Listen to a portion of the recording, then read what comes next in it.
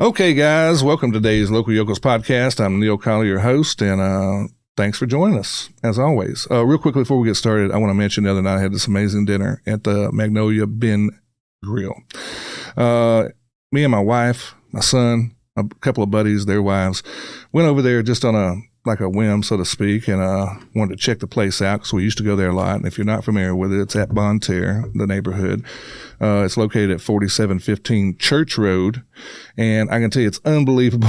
I can't even talk about how fantastic everything was, man. Chef Michael Patrick over there did an amazing job. He wasn't really aware, who I was. I'm not famous, but I told him when we got done, I said, I'm going to give you a shout out on my show. And he really appreciated that. So anyway, guys, they're open from like Wednesday through Sundays. I want to say 5 to 10 during the weekdays. And on Sunday, let's do brunch from like 11:30 to 3. And they're open to the public, but they also do a lot of wedding catering. I looked on their website. They do receptions, special events, things like that. So if you got some kind of church Christmas party or something like that you're looking for, give them a shout out, 662-269-6776. By the way, the red snapper, the filet, everything's good. It's probably, I'm going to say it's kind of like maybe Louisiana themed. Cajun themed a little bit, the way the food is.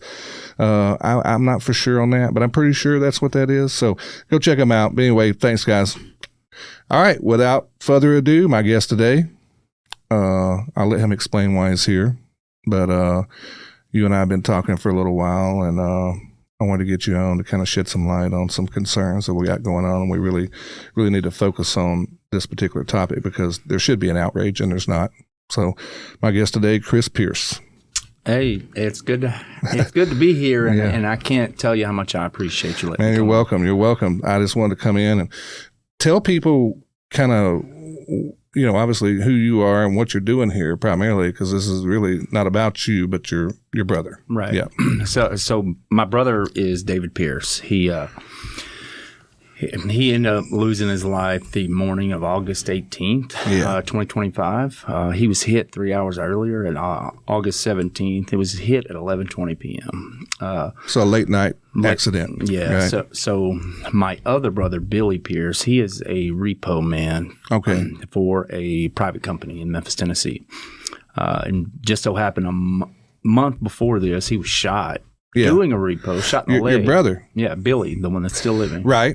And so I believe it was a week after my brother David passed away, they had posted that they caught the guy. That was an easy catch. The repo order had the guy who shot him on it. That was super easy. They flaunted how they got him, which was So that particular incident took place, was that in Horn Lake? No, Memphis, Tennessee. Memphis, Tennessee. Mm-hmm. Okay, so he got shot in Memphis trying to repo a vehicle. Yes, it was. He has 3 cameras on his repo truck, which is awesome. I can't tell everybody how much they need to get cameras in their vehicles. Right. That's really important. But that night they had of August 17th, he had just repoed a vehicle. Mm-hmm.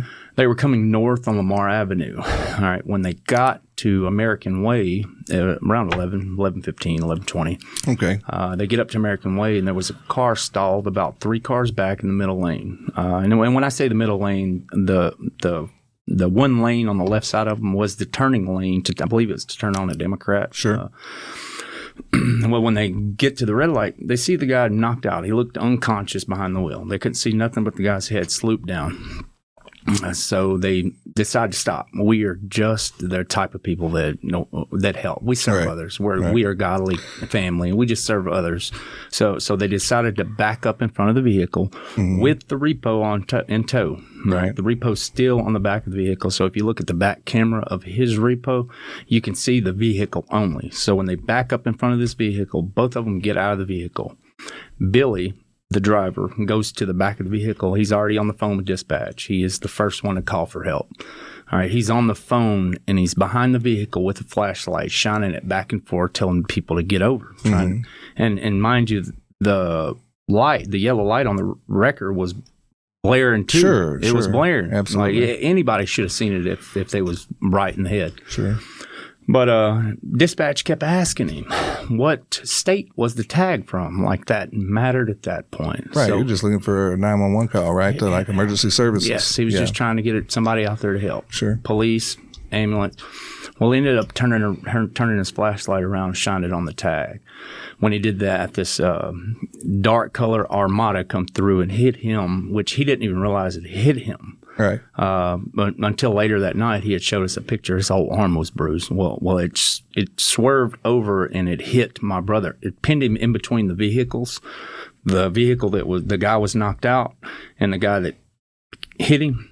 Well, the guy behind the wheel, he ended up coming to after they hit my brother. All right, he drove off. Wow. Yeah, just drove off. The other vehicle ended up coming around. It looks like he swerved. It looked like in the video he actually hit the other vehicle that was in front on the left side that was trying to stop at the red light.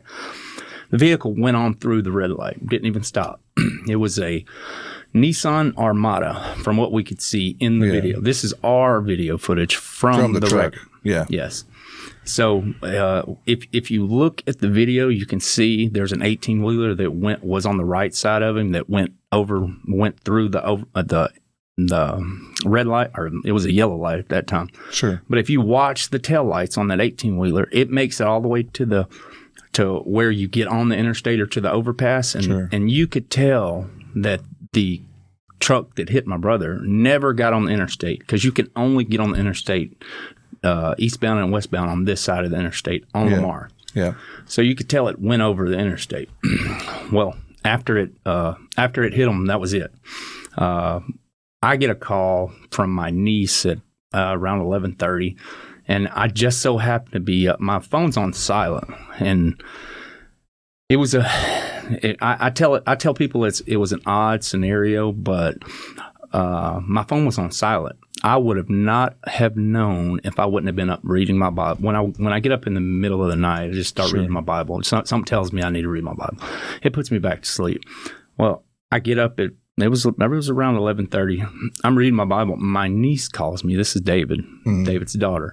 Tells me he's been hit and that he's at Regional 1. So I get up, get ready, rush up there. And when I get up there, my other brother, Billy, that was on the scene, he's just broke down. Sure. He's losing it. It's his fault at that point. That's all he can think of. All he can say was, "I'm sorry I stopped. I shouldn't have stopped." And the one thing I've told the news outlets that I've done the news reports with is you shouldn't change who you are just because of where you are. There shouldn't be no reason you not help people in Memphis just because of MPD and the way they do. Yeah. That is wrong. That is wrong. That is wrong. Or just in your surroundings. You should be afraid a little bit. I think people would be fearful to possibly get out and help someone just because of their surroundings. Right. Where you're talking about is not exactly the best part of town, for sure. I know that, you know that, but for the listeners, I mean, probably most of them know that watch this show, but it is, but it's also a heavy traffic truck area, like 18-wheelers and things of that nature. Love Truck Stop is right there nearby. That should explain to you even more about the MPD. Right. Why wasn't there a police officer within driving range if it's that bad? Yeah. Like, why couldn't they have been there? Why didn't they catch the drunk guy that was, and it was a Hispanic guy that was knocked out behind the wheel. Okay. That brings more questions of what else is so secret about this that they aren't investigating. Right. So this is just word through the family. We was told that he wasn't even worth being investigated. The guy that was knocked out. Right. Well, his vehicle was evidence. His vehicle was the vehicle that was pinned in between my brother and him. Mm-hmm. And you could, I recently did a news story, and I can't explain. I'm so thankful for this podcast because it's the first and only podcast I could get the real story of. Okay. Every news story that I've done, they have kept anything with Memphis police out of it. Right. It was just about me getting answers. Sure. They didn't explain that the supervisor, the lady supervisor that was over the investigator, she was, and again, this is only me thinking this. Mm-hmm. I believe she was put in that position through DEI. Okay. Because she was a white woman supervisor. Okay. She told me on the phone, the only time I've ever talked to her, that she had just got promoted. She should have never told me on the phone that night that she didn't know which way that vehicle went. Anybody with the knowledge to be in that position would have said, "I can't speak to you about the investigation over the phone." Sure. That's what she should have said. Right. Until they get like some video evidence and they can see kind of, obviously they could tell. I mean, obviously we're in a day and time where there's, and I know this, I mean, anybody that's listening to this knows that they got a camera taking a picture of your tag if you run the red light or anything. Yeah. Right. So there's multiple cameras all over that area, and especially be a high crime area. It was the, 2 days later, I did a live video explaining everything that happened. You may have saw it. I did. Yeah. Millions of people saw it. People in my wife was using her TikTok account. She was just downloading it from Facebook. She was getting people from the UK. Sure. Like it was that big then. I explained everything, but it didn't make sense how I couldn't get a call from Memphis police for nothing. Mm-hmm. All right. Just to go on with kind of like the timeline of what I did and everything I've done since. The second night I called the police, Mount Moriah Police Station. Mm-hmm. All right, they told me the investigator that was on the scene, Sergeant Clapp, and I've got a book here that I've tried to write names down and some dates about who I've talked to. That way people understand the real story. It's not just hearsay. It's not somebody just saying something. It's what I dealt with, real life. But Sergeant Clapp was the investigator that was assigned to it. Him and McLean, the supervisor, they were the two on scene that night when David got hit. All right. The second night I called and they told me that the investigator, Sergeant Clapp, was not working that night. All right. He works Alpha shift. So I just flipped. I got so mad I kind of flipped out on them. They said, you know what, I'll have somebody call you back. So McLean ended up calling me back, or McCain is her name. She called me back at it was around 1:30, something like that. She told me that my dad, which the family is not getting along with now because him and David did not get along. There was just some family issues. So they was giving information to my dad that my dad wasn't sharing with us the accurate information. But she told me, she said, so Lawler, head of the station, had given my dad his cell phone number and said, trust me, we're on this. Right. Well, at that point, I was talking to my dad, and this is where we ended up stopped talking to each other at this point, because he kept telling me just to trust him. All right, see, my history is with property management. I've managed properties in Memphis for the last 10 years. Yeah. All right, I probably got 50 to 75 cases open with Memphis Police Department. Every case, I've had to do all the work. So I know what Memphis Police Department doesn't do. Right. It's I've got pictures. I've had to do the entire investigations when properties were vandalized, equipment was stolen, mechanical equipment. I've had to track it down, find it, and for them to come get it. Sure. So I know what they do. So when McCain called me, I knew what to ask her. First, I asked her why the investigator that was on the scene that saw every detail with his eyes, why did he take off the following day? He ended up taking off the rest of the week. Sure. There's one thing you can't share with other investigators. You can't share the knowledge you have in your head of what you've seen. And that would be that car going over the interstate, for one. Right. So I asked her, I said, why didn't you, that's the day that I actually went out to businesses. I wanted to do my own investigation. Going door to door, see if they had their cameras up, all that stuff, right? I went to every business I could, and every one of them said I needed an officer or a warrant. There was one business, Cash America Pawn. She was the only one that, and at that point, she FaceTimed me to show me the video. We was told wrong information that they had got the truck and they know who the guy is. Or we was told they got the truck and the guy. Well, that was false information. They just knew where the truck was. Right. I ended up hanging up on McCain. As soon as I asked her why she didn't go to the businesses asking for footage, and she said she didn't even know which way the vehicle went. All right. I told her I see what this. She has the same video footage that I have. Right.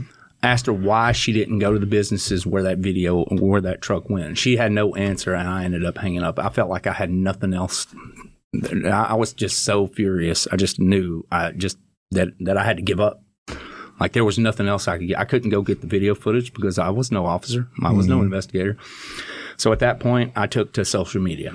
I wanted to record every feeling. I mean, there was some videos that I was embarrassed, but I wanted people to understand what people deal with if something happens to them in Memphis. Yeah, or their loved one. Yes, absolutely. There's no human deserve that kind of respect when they pass away. So there just wasn't a sense of urgency. There wasn't a importance of hey, this kid lost his life due to an obviously a terrible accident. We know that, but was the guy drinking, or whoever was in the car, right? So we just want answers, right? At this point, you want to know who, why. And why haven't you tried to find them or locate them? Yes. And that was the reason I was so loud about it at the beginning. I wanted them to understand how important this was to get whatever. They knew that he died, right? They were aware of this. So that's one thing I think they need to change. I believe they look at a hit and run accident when somebody's a heart still beating and they leave the scene. I don't think they treat it as such, right, if they die on the scene. Vehicular homicide or something like that. I believe they need to change it. Now,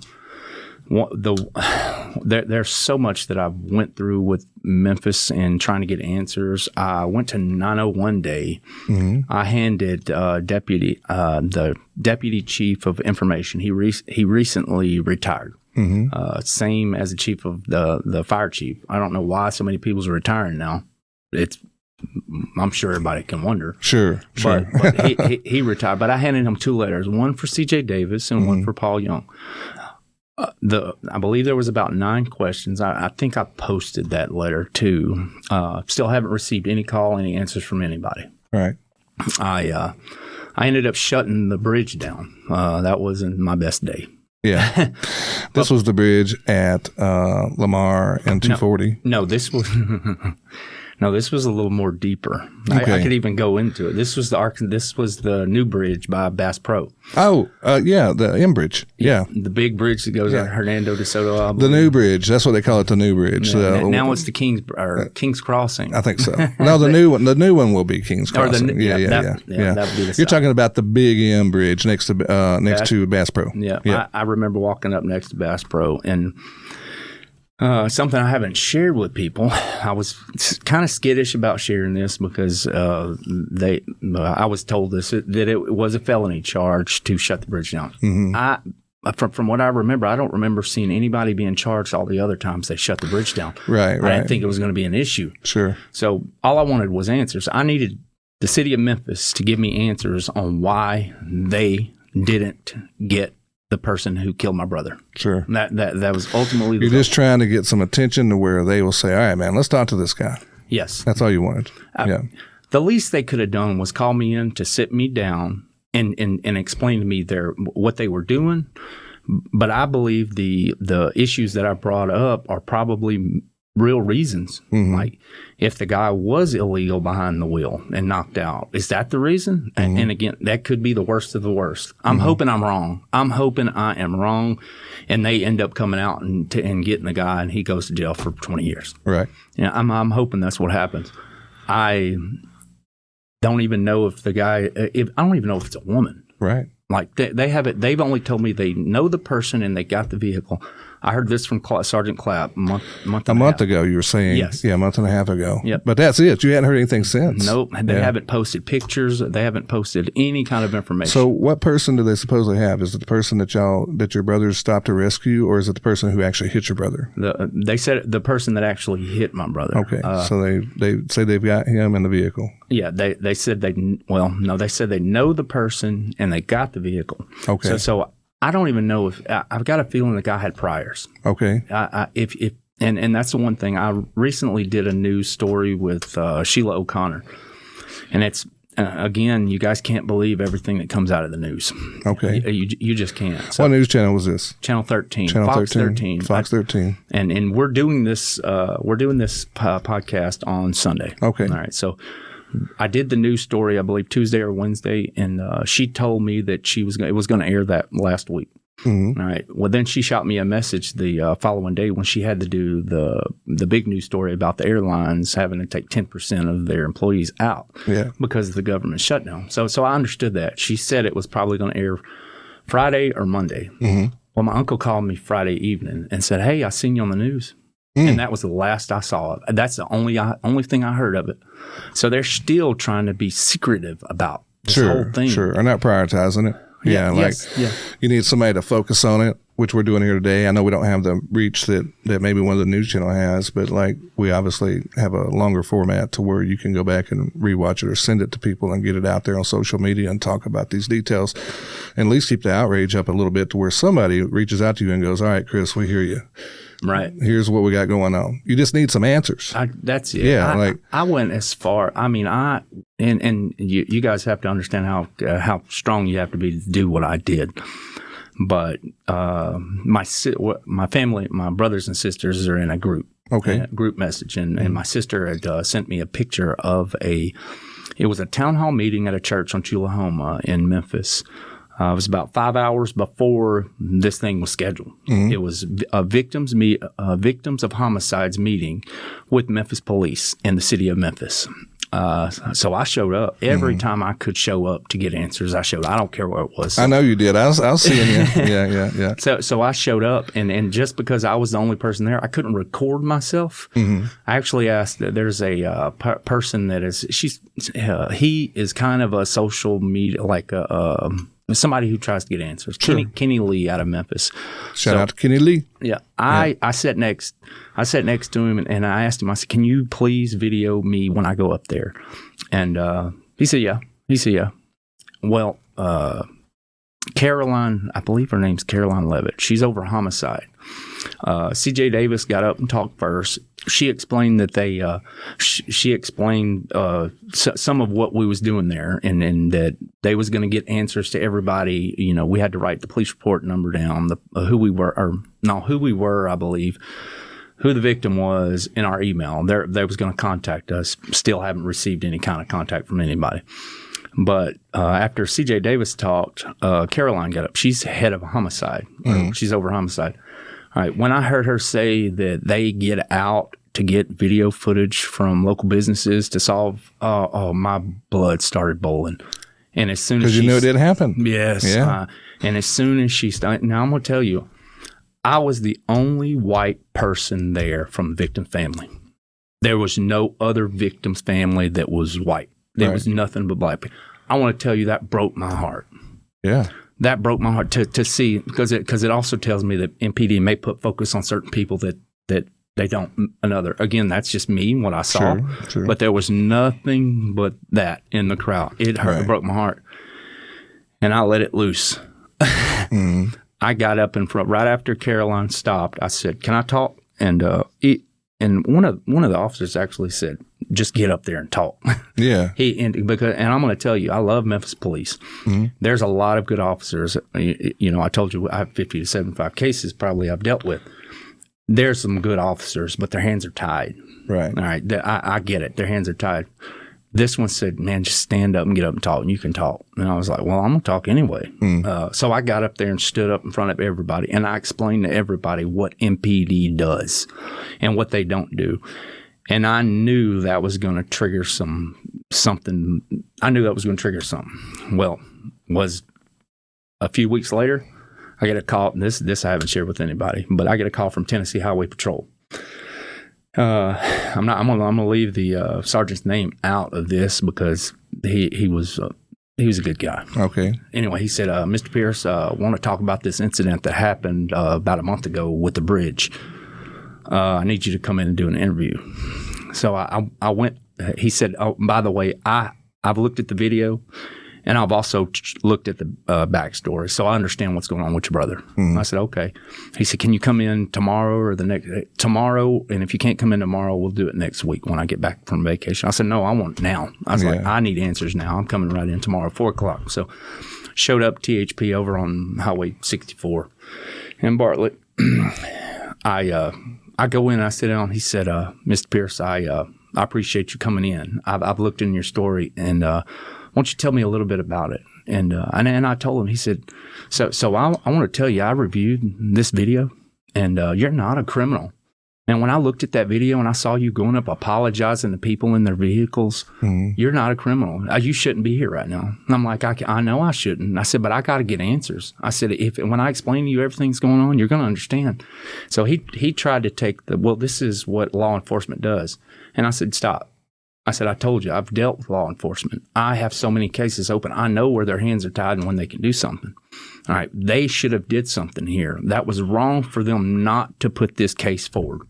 They should have been out at them businesses and getting that video footage. I said, because you can take a cell phone tower, somebody's cell phone, and then look at the signal where it goes, because that's all MPD does now. They expect the community to give tips. They expect software and video footage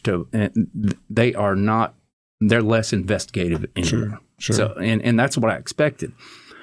But he tried to when I tried to explain it to him of like the supervisor and stuff, he tried to cut me off at everything, at every angle. He tried to stop me to teach me how police do it. And every time I stopped him and explained to him, no, I know. Yeah. And then at the end of it, he said, I got to let you know MPD requested me to do this. Sure.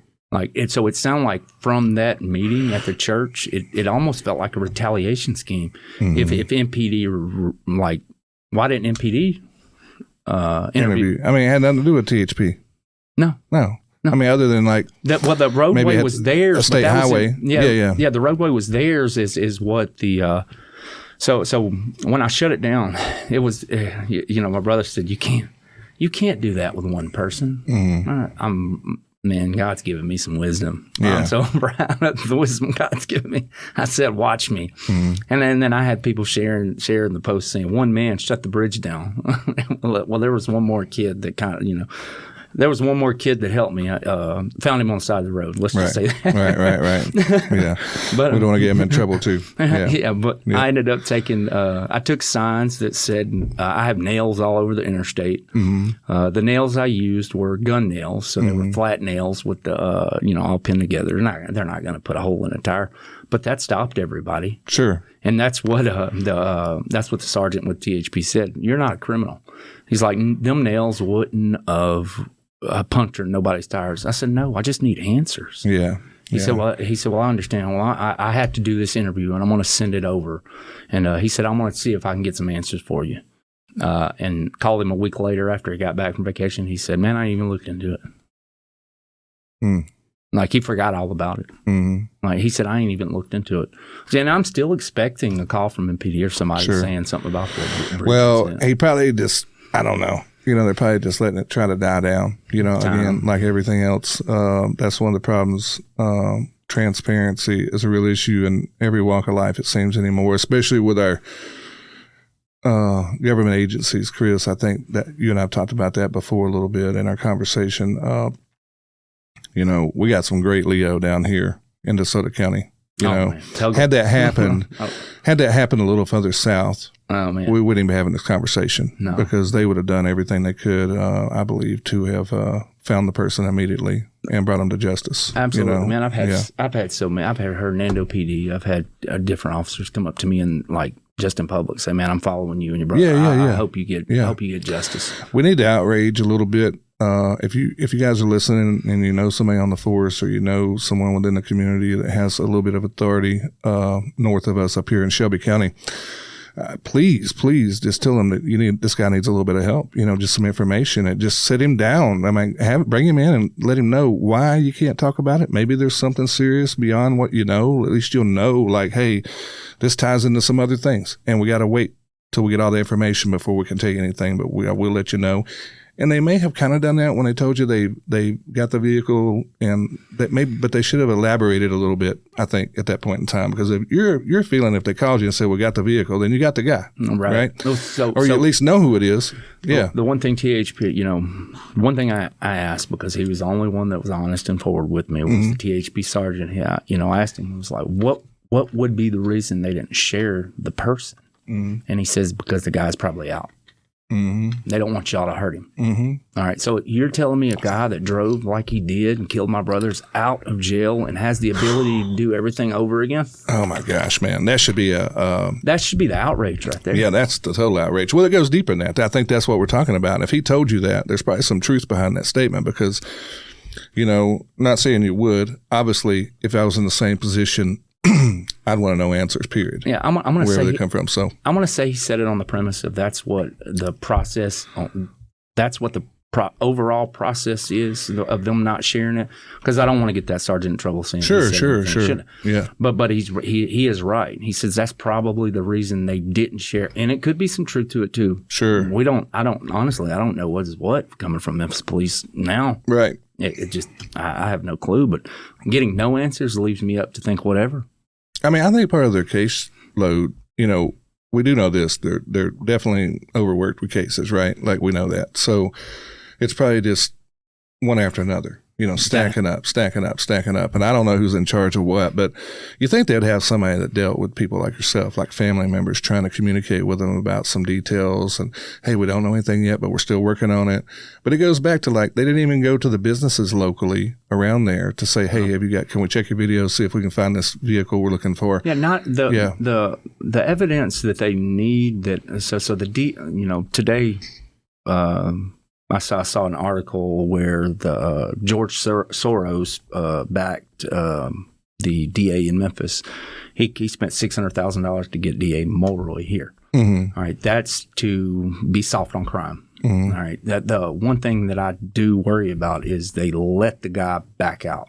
Sure. Same with the guy behind the wheel. Yeah. He was also drunk, knocked out. Right. Is that something he does every Friday night? Yeah. Is that something he does every Sunday night? Right. I want to make sure everybody is held accountable for what happened to my brother. It wasn't like he went up there just to stop. He saw somebody in need. Sure. He didn't have to stop. He was trying to do something good to help others. I mean, it's kind of like what you're taught to do in life, help your neighbor, help someone in need and desperation, and y'all thought he was having a medical emergency and your brothers got out and tried to check on him, and this is what you get for it, And I know accidents happen. I get that. And it may have been just that. Maybe it was dark and absolutely just lost control and too late to see him or whatever. That guy shouldn't have. That guy should not. He either shouldn't have drove off or he should have come back forward the next day. Something. Yeah. Because let me tell you the flip side of it. That guy would be dead right now. Yeah. If my brother wasn't waving the flashlight and the guy didn't notice him sooner, that guy would have slammed into that guy, knocked out, and probably killed him as fast as he was driving. Right. So it's nobody thinks of everything. Right. So the guy not even coming forward the next day. That's why it draws me to he could be illegal. With all the national news going on. Yeah. That's what makes this so secretive. Why Memphis police is being so secretive about it. I feel like if they were though, they're so out. I mean, I don't know.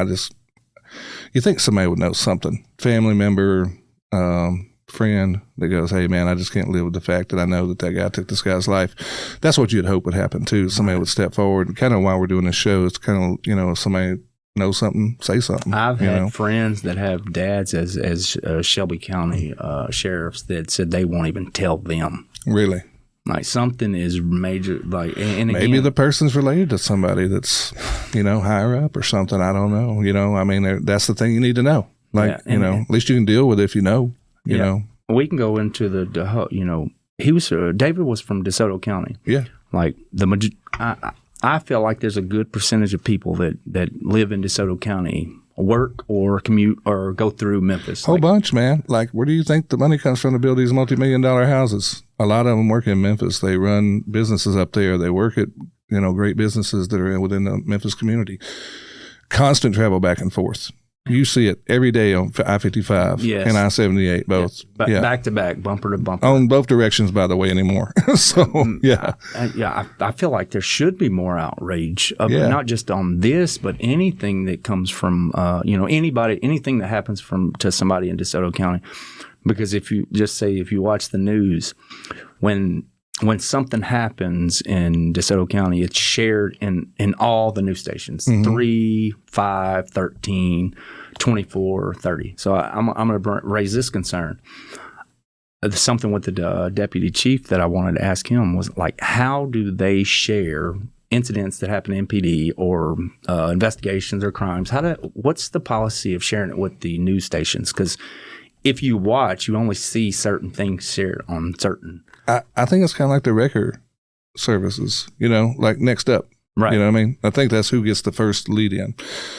And I think that's politically done for a reason, because everybody wants to lead stories, on breaking news. And I'm sure if it's something big, they all get it. But I used to think I think the same thing a lot of times. Down here, we don't have any kind of news coverage. So it has to be something really significant to get their attention, or a really slow news day up there for them to get on us. So right. We don't have that concern. But like when you see that up there in Memphis, like why does this one station get the hit, the other one? I think it's just like the record service. Whoever's on the list for the cops. Yeah, like whoever's next up. I think that's what they get. It may be, but there's, I reached out to Brent Taylor. He was he's the Republican senator for the area. Yeah, I'm familiar with him. Yeah. Tried to get on. Very outspoken. No, except for my brother. Yeah. But, in this case, yeah. Yeah, he called me one time. What I wanted people to understand is what I witnessed. Like it's just so this is probably what happens with everybody. Mm. And again, I'm probably grieving. My grief is probably coming into the whole situation with David. But if everybody gets treated the way my brother got treated, something is broke. Mm-hmm. And more people should be furious about it. And because nothing I said is hearsay of what somebody else told me. It's what I have. You had any other people reach out to you and say something similar happened to my family member up there? Have you had some of that? That hurt me. That hurt me. I had so many people. His name's drawing a blank right now, but that don't matter. A family member. Yeah, but the point being is it happens a lot. It was the same. Yeah. It was the same. Like I wanted to tell a specific story about he's related to a family member, but he said that he had evidence that MPD wouldn't even accept. Mm. Like he kept trying to give it to him, and that was just one story. I probably had 10 to 15 people. But something else I forgot to say earlier. When I did talk to the supervisor, McCain, mm-hmm. I also asked her why they sent the wrong color description card to the media. Channel 5, they put out the wrong color description. They said it was a silver Armada. Mm-hmm. While I was out checking businesses, I had people sending me just pictures of cars that were different plates. They were sending me silver. What even the color of the vehicle? Right. I don't even know how they got that off. Well, that's the best getaway there is then. Like you've got the wrong color. It gives them more time to get away. And Nissan Armadas are in Memphis, Tennessee. Yeah. When I'm thinking silver, I'm thinking chrome type silver. Sure. They was sending me chrome type silver color vehicles. It was absolutely not the color. So I was kind of big on making sure MPD knew they need to be more precise with their descriptions, especially in crimes of homicide or murder. So how many times do they send the wrong information? Man, probably a lot. If they're not going to defend themselves, I'm going to just go out here and say, when I say they don't defend themselves, they don't really answer your question. So when they don't do that, there's a lot of speculation can go on, a lot of assumptions why they're not responding or talking to you. So that's when you start thinking, like, look at all these mistakes that are made. They could have done just a couple of things right in the first 24 hours or whatever and had this thing buttoned up. Yeah, and the first news story I told, it was 5 nights in, I believe. Like how many nights do this person have the ability to go out and do the same thing over and over again? Yeah, especially if they were drinking, or drugs absolutely. Or whatever. It could get worse than that, but same thing with the guy that was knocked out behind the wheel. Sure. One thing my brother had tried to give MPD that they said the guy wasn't even worth investigating was it was an ID from like a equipment rental place that looked like he worked it. It was sticking in the window. Mm-hmm. So I'm not sure if that's where it was. There's a place over off Shelby Drive that's equipment. Could have been working there all day, stopped off, drank some beers, got drunk, and was stuck behind the wheel at the American Way on Lamar. Mm-hmm. But who knows? Like they said, from what people said, that we were told that he wasn't worth investigating. Yeah, he's part of the accident. So, it doesn't matter if he's worth it or not. He's part of the accident. And his vehicle was part of evidence. It should have been evidence. Well, he really caused the accident ultimately. Oh, absolutely. Because of his behavior. So I would say that's a BS line. you know, just to kind of like, don't worry about him. There again, who is he? No. What is he connected to? You know what I mean? So it could be something, you know, it's insignificant, just them being lazy. And it could be something, that's the thing, you know, it leads to speculation. Like, why? Why are you so quick to just dismiss this? You know? You would think they would stop the speculation and get with me and tell me some more specifics and say, if you share this information on social media, you will go to jail. Yeah. Like they could stop it all right now. Just like, hey, I'll sit at home and wait for y'all's call. You know what I mean? Because that's what you want. Like, you want details, and you'll stop doing all this. And as loud as I was about it, they should have done that. I want to tell you, I've called THP. Mm-hmm. I wrote names down to different people that I've called. I've called TBI. Mm-hmm. TBI told me to call the DA's office. The DA's office told me to reach out to Marcus. Let's see. I'm going to give specifics now. Yeah, it's okay, man. But Marcus Fuller, he's a DA. He works in the DA's office. Mm-hmm. He's he works in the DUI unit. Yeah. Never received a call back from anybody. Went down to CJ Davis's office. What's his name again? Marcus Fuller. Marcus Fuller. Yeah. Anybody knows Marcus? Anybody knows Marcus Fuller in the Memphis DA office, tell him that he needs to respond to this ASAP. Please. Yeah. It's important. Because I'm sure he's got a huge caseload. I'm sure that's part of it. They're just overworked as well. And it's just like I'm not defending them, Chris. I don't want you to think that that's what I am. But I'm sure that it's, you know, if you go back and look, and you know this because Memphis had an issue with this with the rape kits. Do you remember how the rape kits, and I mean, this is as important as murders. I mean, these are the real serious topics, man. And look at the backlog of that they were just getting them in. Years. 20 plus years of they were filing them. That's all they were doing. You know, they weren't doing the kits. They weren't, you know, following up with them or anything. Similar type behavior here, right? You know, and it's because of a broken system. Yes, this day and age, you have to think. You can think outside of the box, and saying that, you know, with all they had to do was request help from the federal government earlier in the year if they felt like the caseloads were too much. Yeah. Right? If they didn't want to make it political and get federal help, why not sub out investigations? Why not hire investigative companies that could actually take on these investigations instead of just not putting the time it needs? Yeah. You can hire bounty hunters to go pick these dudes up if you know where they're at. You know, if you don't have the right people, or they can investigate it for you. Most of them are great PIs, you know. They don't want to spend the money. I think, man, I haven't figured out the whole process to the whole, like you were talking about the Soros DA, whatever, soft on crime. You know, the motivation behind that is beyond me. Like, I don't even understand why that's so important to them. You know, I don't get it either. I don't know if it's to keep Democrats in office. I don't know if it's because, you know, I'm not a Democrat or Republican. I'm fast to tell people that. Right. I'm very, very centrist. I'm very conservative on a lot of things, and I'm very liberal on a lot of things. So the good thing, you know, I am conservative. Yeah. And I am a Republican because most of my values. Sure. It's conservative values. Yeah. But I am also a truth seeker. Sure. So if I see something that is wrong, then I'm not going to be a Republican about it. Yeah. Absolutely. You know, just going to be a human being about it. And that's kind of how I live my life. I just like what's right's right and what's wrong is wrong. Right. And so here we are. But explain that. Why do you think they're so trying to push the narrative on soft on crime and cashless bills and release pretty much when you walk in the door, sign your name, be back on this date, and you never see them again? I'll give you my answer. Okay. Losing power.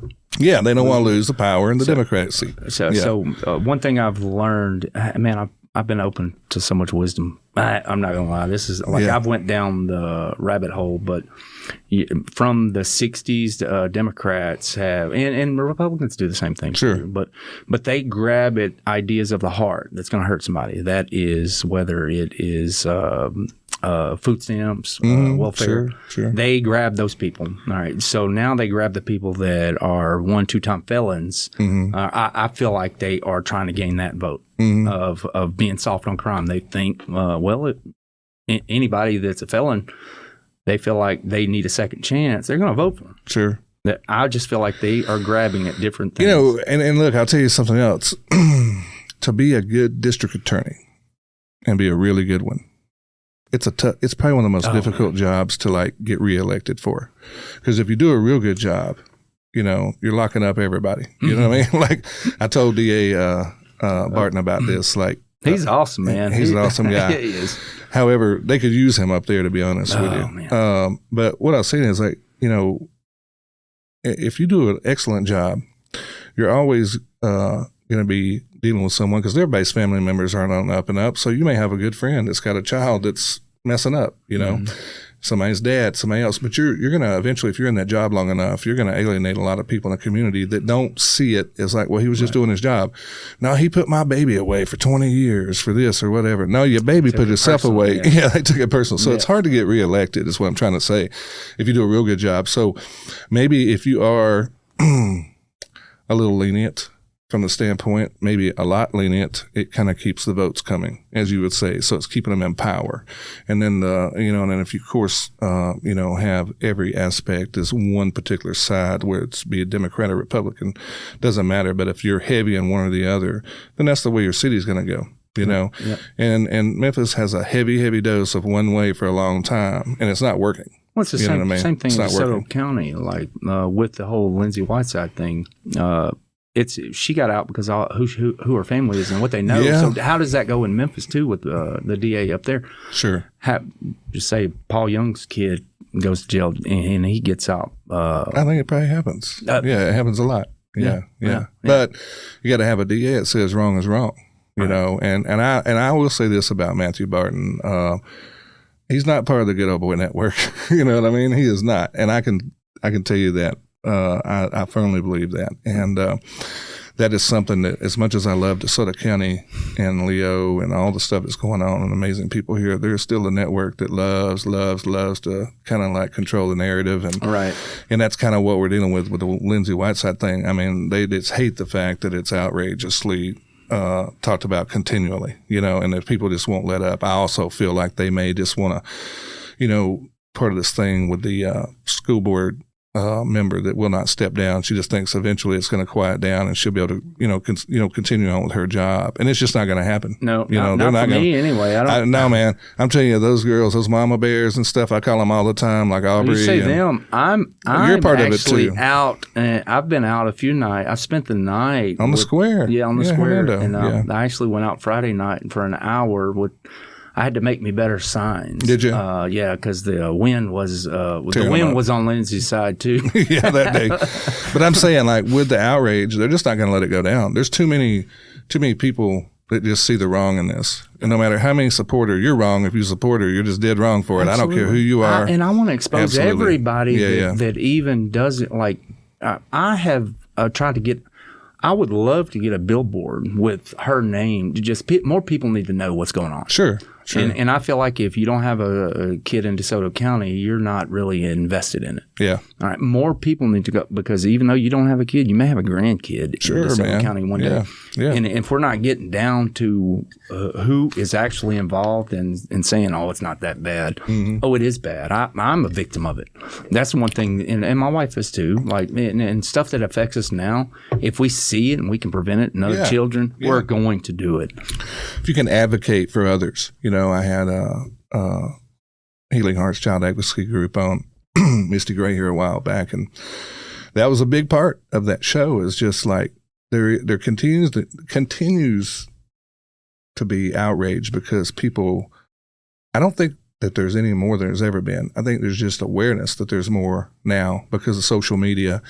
People get involved, that investigate on their own, and they can go to these public records and find out things for themselves. It used to be nobody really knew about it because, like, they get arrested, and it wasn't personally like Leo's fault or anything. They had a process. Right. So they arrest them, they put them in jail, they go through the court process, the DA punishes them, they go to prison, whatever. They get out. That's another thing. But now people want to know because we don't have any kind of news outlet. And then all these TikTok people and Facebook people that really kind of start picking up on things. And this Lindsay Whiteside just blew it wide open. Right. You know what I mean? It really did with her case. And that's important, I think, because of the lack of the news here. And plus, we don't get a real fair shake at news when they are involved anyway. They kind of tell their own story about how they want to do. They will tell a story how they want you to view it. Sure. And you will view it how they tell it. Yeah, that's why I don't watch the news, by the way. And that's the best thing you can do. Or if you do watch the news, you need to go research everything for yourself. Absolutely.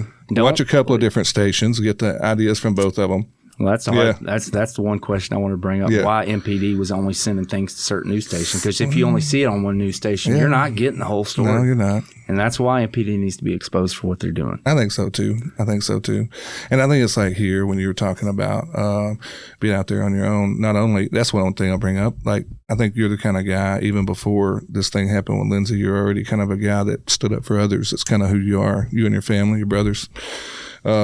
Absolutely. Yeah, and so I think, people can say, well, where did he come from? Well, I was here. I just was out here and I was looking around. I'm like, this is ridiculous. Like, this is another thing that's ridiculous. Nobody else going to say anything? Well, let me go out here and stand on the corner for 12 straight hours and hold my sign up.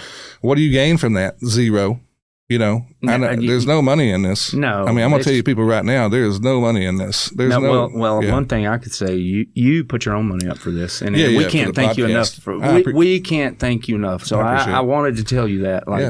You are doing, you're a silent hero. Well, I appreciate that. It's not, that's not the reason, but it's to give platforms to folks like yourself that need a little bit of a voice. We've kind of got it built up platform-wise now to where it's getting some good viewership to where folks like yourself can use it when I feel comfortable and I know, hey, look, people may not agree, but I want to get answers for Chris on his brother. I know his family wants answers. And not only just for them, but like maybe this allows for them to do a better job going forward. That's the whole point. Another thing that I'm trying to get people to understand too, it's not, what's important is for you to know what to expect if your family member is hurt tomorrow in Memphis. Sure. You need to be at every business trying to get video footage. Yeah. You need to be calling the investigator. You need to be getting as loud as you can. I feel like I didn't get loud enough. Oh, yeah. Chris, I ain't gonna lie to you. I'm the kind of dude, if I was where you at 3 months down the road or ever how long it's been. 84 days. I'd have probably done it in jail, man. I'd have been in Memphis jail right now. I would have been because I'd have drove my dump truck through some I'd have been so outraged, man, because like I'm another guy that like when I just have enough of something, you know what I mean? Like if I just get to the point of where there's no return, I lose it. Let me tell you, there's very few people that saw what I saw and dealt with what I dealt with that wouldn't be in jail right now. Because I'm telling you, if what I tried to get out was what I had in my head, the information and the past I had, because even though I sound like I'm mad at Memphis Police Department, I'm mad at the processes. It's more like it's a broken system, man. Yeah, I'm mad at the system. Yeah, you're mad at the system. That's it. Like, because there's some great officers up there. We know that. I mean, we don't want to sit here and just tear them all down. Paul Young is a great mayor, but he is tied behind his hands are tied behind the political party. Yeah. That's where his hands are tied. Yeah. He may want to do stuff, but he's limited to what he can do, you know. And then I don't know much about him. I mean, we have to, here's the thing. The reality of it is there's a very us against them type thing down here. Like, well, we live in DeSoto County. It's always immense. Look, man, stuff goes on in both places, by the way. We have crime here, just not to the level they do because we don't have the same population. We also have some amazing laws that keep them from really crossing over here too much because if they catch them here, they're doing some real time down here, and so they don't really do that. We talk about that a lot on the show, whether it be Sheriff Tuggle or DA or whoever else comes on. There's a reason why we don't have the same issues because first of all, we have some top-notch law enforcement that gets after it.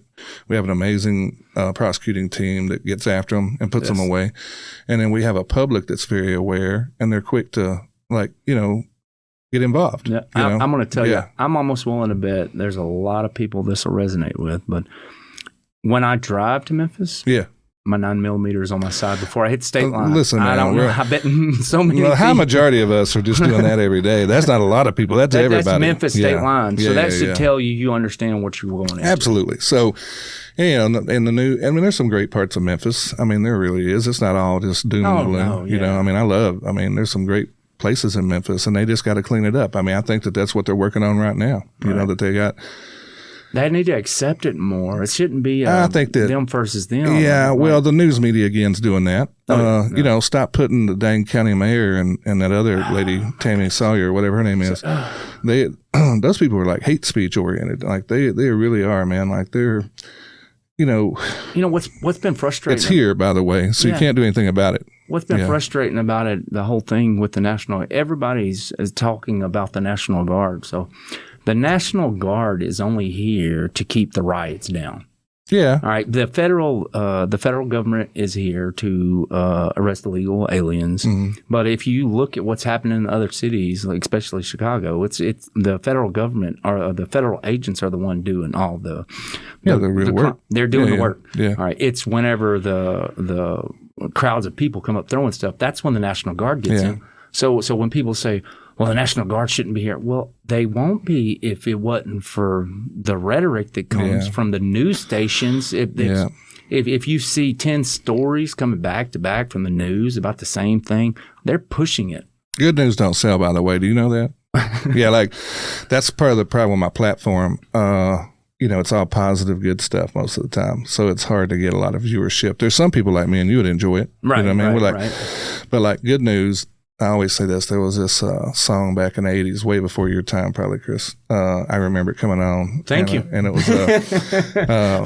talking about, I think the name of the song was Black Coffee. It's no good news in the news this morning. I mean, that was the same. There was never any good news in the news, And I think that's part of the problem is that don't sell. So like, one of our good friends that does like TVMO news. I don't know if you're familiar with him or not, but yeah, I like how he does things, and he takes hits from people all the time about stuff. But one of the things I like about him is he'll do a good story. Somebody will get mad at him for that. Like, like it'll get like 3 likes, and then like the bad stuff, there's 1,000 likes or whatever, So again, it's tough to get good following from good news. I'll give you one. It's real life. I'll give you one. Something that kind of ticked me off, which again, I'm not mad at him. It was just the story, the way it was published. But he does good. He was one news network in the courtroom with the Lindsay Whiteside. Oh yeah, TVMO. He was actually getting some of the stuff we needed to see. Sure. But he had posted about another. I'm not going to say the pastor's name or anything because he's a good man. Mm-hmm. His pastor out of Olive Branch. His son was recently caught. Well, all the news stations was saying local pastor's son. Yeah. Like had nothing to do with the pastor. Yeah, the son did something. Well, that's the news, right? I know they made it that a way to get people into it. That's right. It draws. I mean, it's clickbait. Is really what it comes down to. So I'm going to go out here on a limb and say that his father was not agreeing to his actions, Right. And is he guilty? I mean, when there's that much smoke, probably so, because there was a lot of accusations that came out at one time. And guess what? He's going to be dealt with. You know what I mean? He's going to be dealt with because our DA is going to make sure of it. Yeah, this actually, what Matthew did is going to stop probably in the next few years anybody speaking up. Yeah. Like they know that what they're going to deal with. Yeah. So even though people may get mad about, exposing Michelle and exposing all the teachers, this fixed an issue for a few years. Yeah. Because nobody's going to want to speak up or write a letter for leniency for any kind of child. Man, I don't understand. And I don't even know the board member, but I mean, I understand. Look, there's a lot of people tell me, I've talked to quite a few people that know the person quite well, the school board member, and she's a lifetime of helping others, building where she's gotten to her legacy, so to speak, if you want to call that. Because to get to that level in this county, you got to be pretty well thought of to be on that board, by the way. That's not... She knows a few people because I asked for help from a few some businesses in Hernando, and they blanked me, didn't even reply. So I know they know who it is. Man. She's very, very tied in. And I'm not saying anything about her in a negative point. I'm just... No. I think that my concern is like, if you're going to stand on that, that's cool. And she stood on it too because she come out and said, I wrote a letter that said she spoke up for Lindsay Whiteside. The letter should have stated, I spoke up for my daughter if that's the way the angle she was going. Because in the letter... Who knows what her angle is, man? At this point, like, I want to say even the other board members are wanting her, probably... I don't think so. Not off there, but they can't remove her. You know that, right? Now... somebody, I posted a picture in one of the Hernando groups, and this lady, forgive me if I don't say your name because I don't remember it. I'm tough with names, but she had sent an email to Jackson. Their response was, it's up to the superintendent and the board.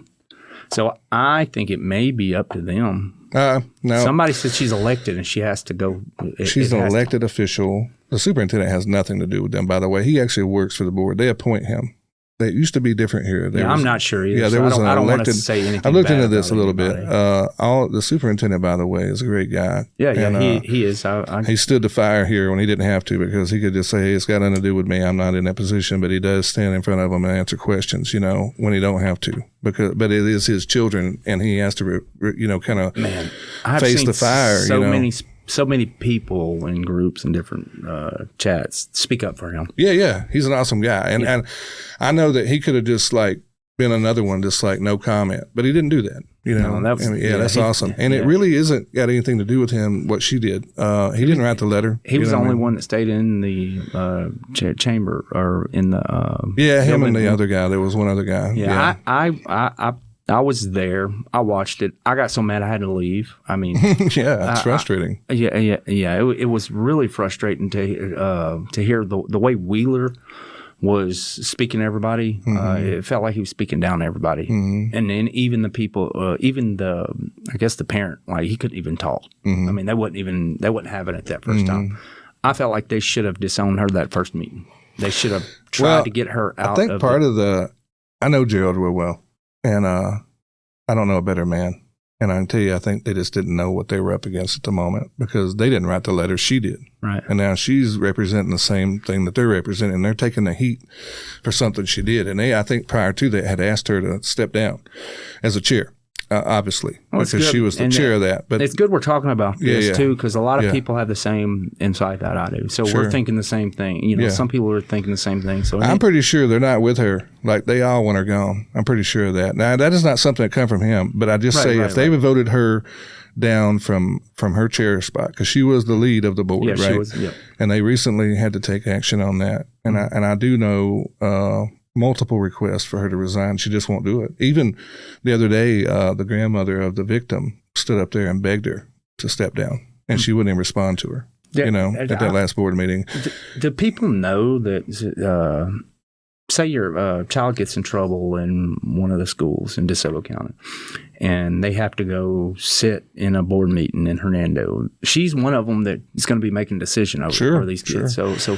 Well, I don't know. Like I said, that's what I was talking about earlier about her history up until that point. It's pretty good, So whatever her reason for standing behind this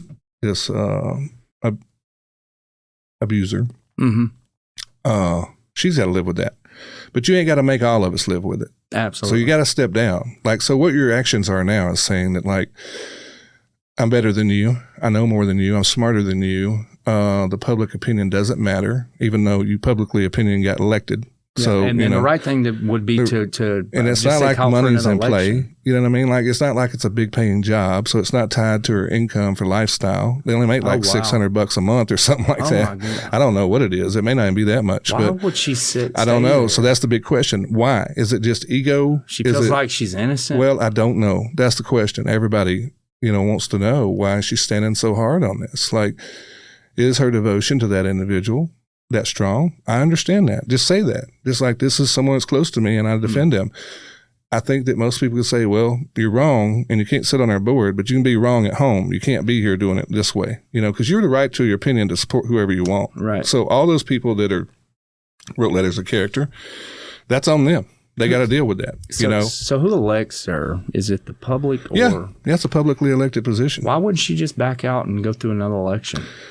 What do you mean back out? Yeah, I mean step down. Oh, right, and right, then go right. through another election. If people wanted her there, that's the question. Nobody knows the answer to that. I don't even think the board members know. I don't think she's just not going to step down. I don't know if it's just ego or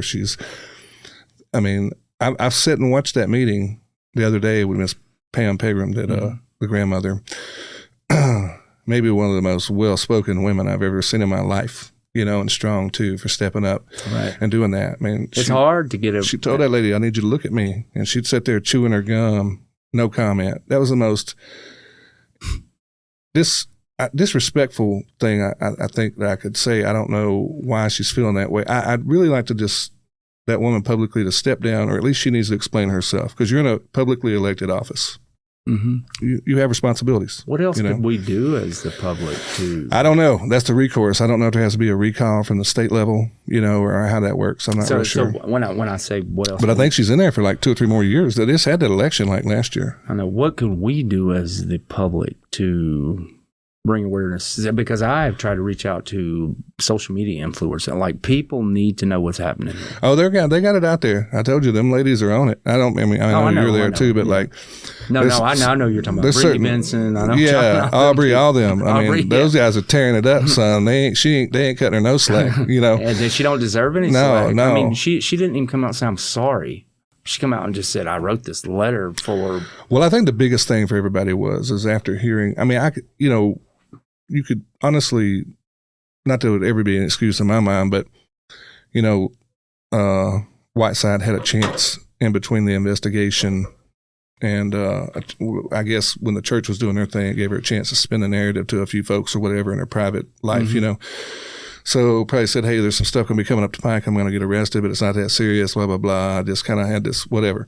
That could have been what happened. And then they didn't really know all the details until that day in the courtroom because there wasn't a trial. That was a question we've been wondering. Right. So, at that point, remember Mark from TVMO said that, like, he looked around the room when all that evidence was being told by the victim, how all the people who supported her with the letters and everything, their jaws dropping, their heads dropping, because they started realizing, whoa, this is way more than what we thought it was. I'm going to say there was only one teacher with their mouth dropped. Yeah. That was, I believe, Ford is the one that's come out. Yeah.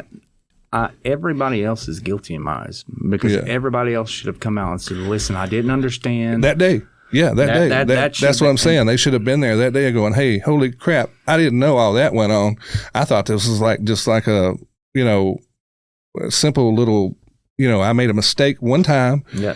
And I realized, come out and just admit it, but not that there's any excuse for the actions, but I'm just saying, like, there was a chance for you to make it back from that. And I think when he offered her that, after all that evidence was said from the victim, and he asked her, he goes, you're still going to stand on this letter after hearing all that? And she's like, yes.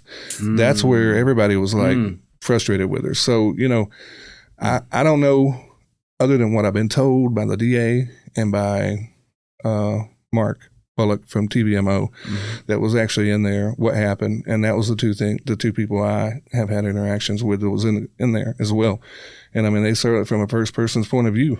So, has the bond been revoked from federal government yet? I don't know. I know they requested it, but I don't even know the details. I think right now they're currently actively seeking a residence in the area that is not, kind of qualifies for all the things that she needs to be out on bond for. So, like, no access or close to children, obviously. Can't live within so many feet of a school. That's tough in DeSoto County. Monitor for 24 hours? Right, that's another thing. Like, it's supposed to be monitored for 24 hours. I don't really know. So she's still in jail?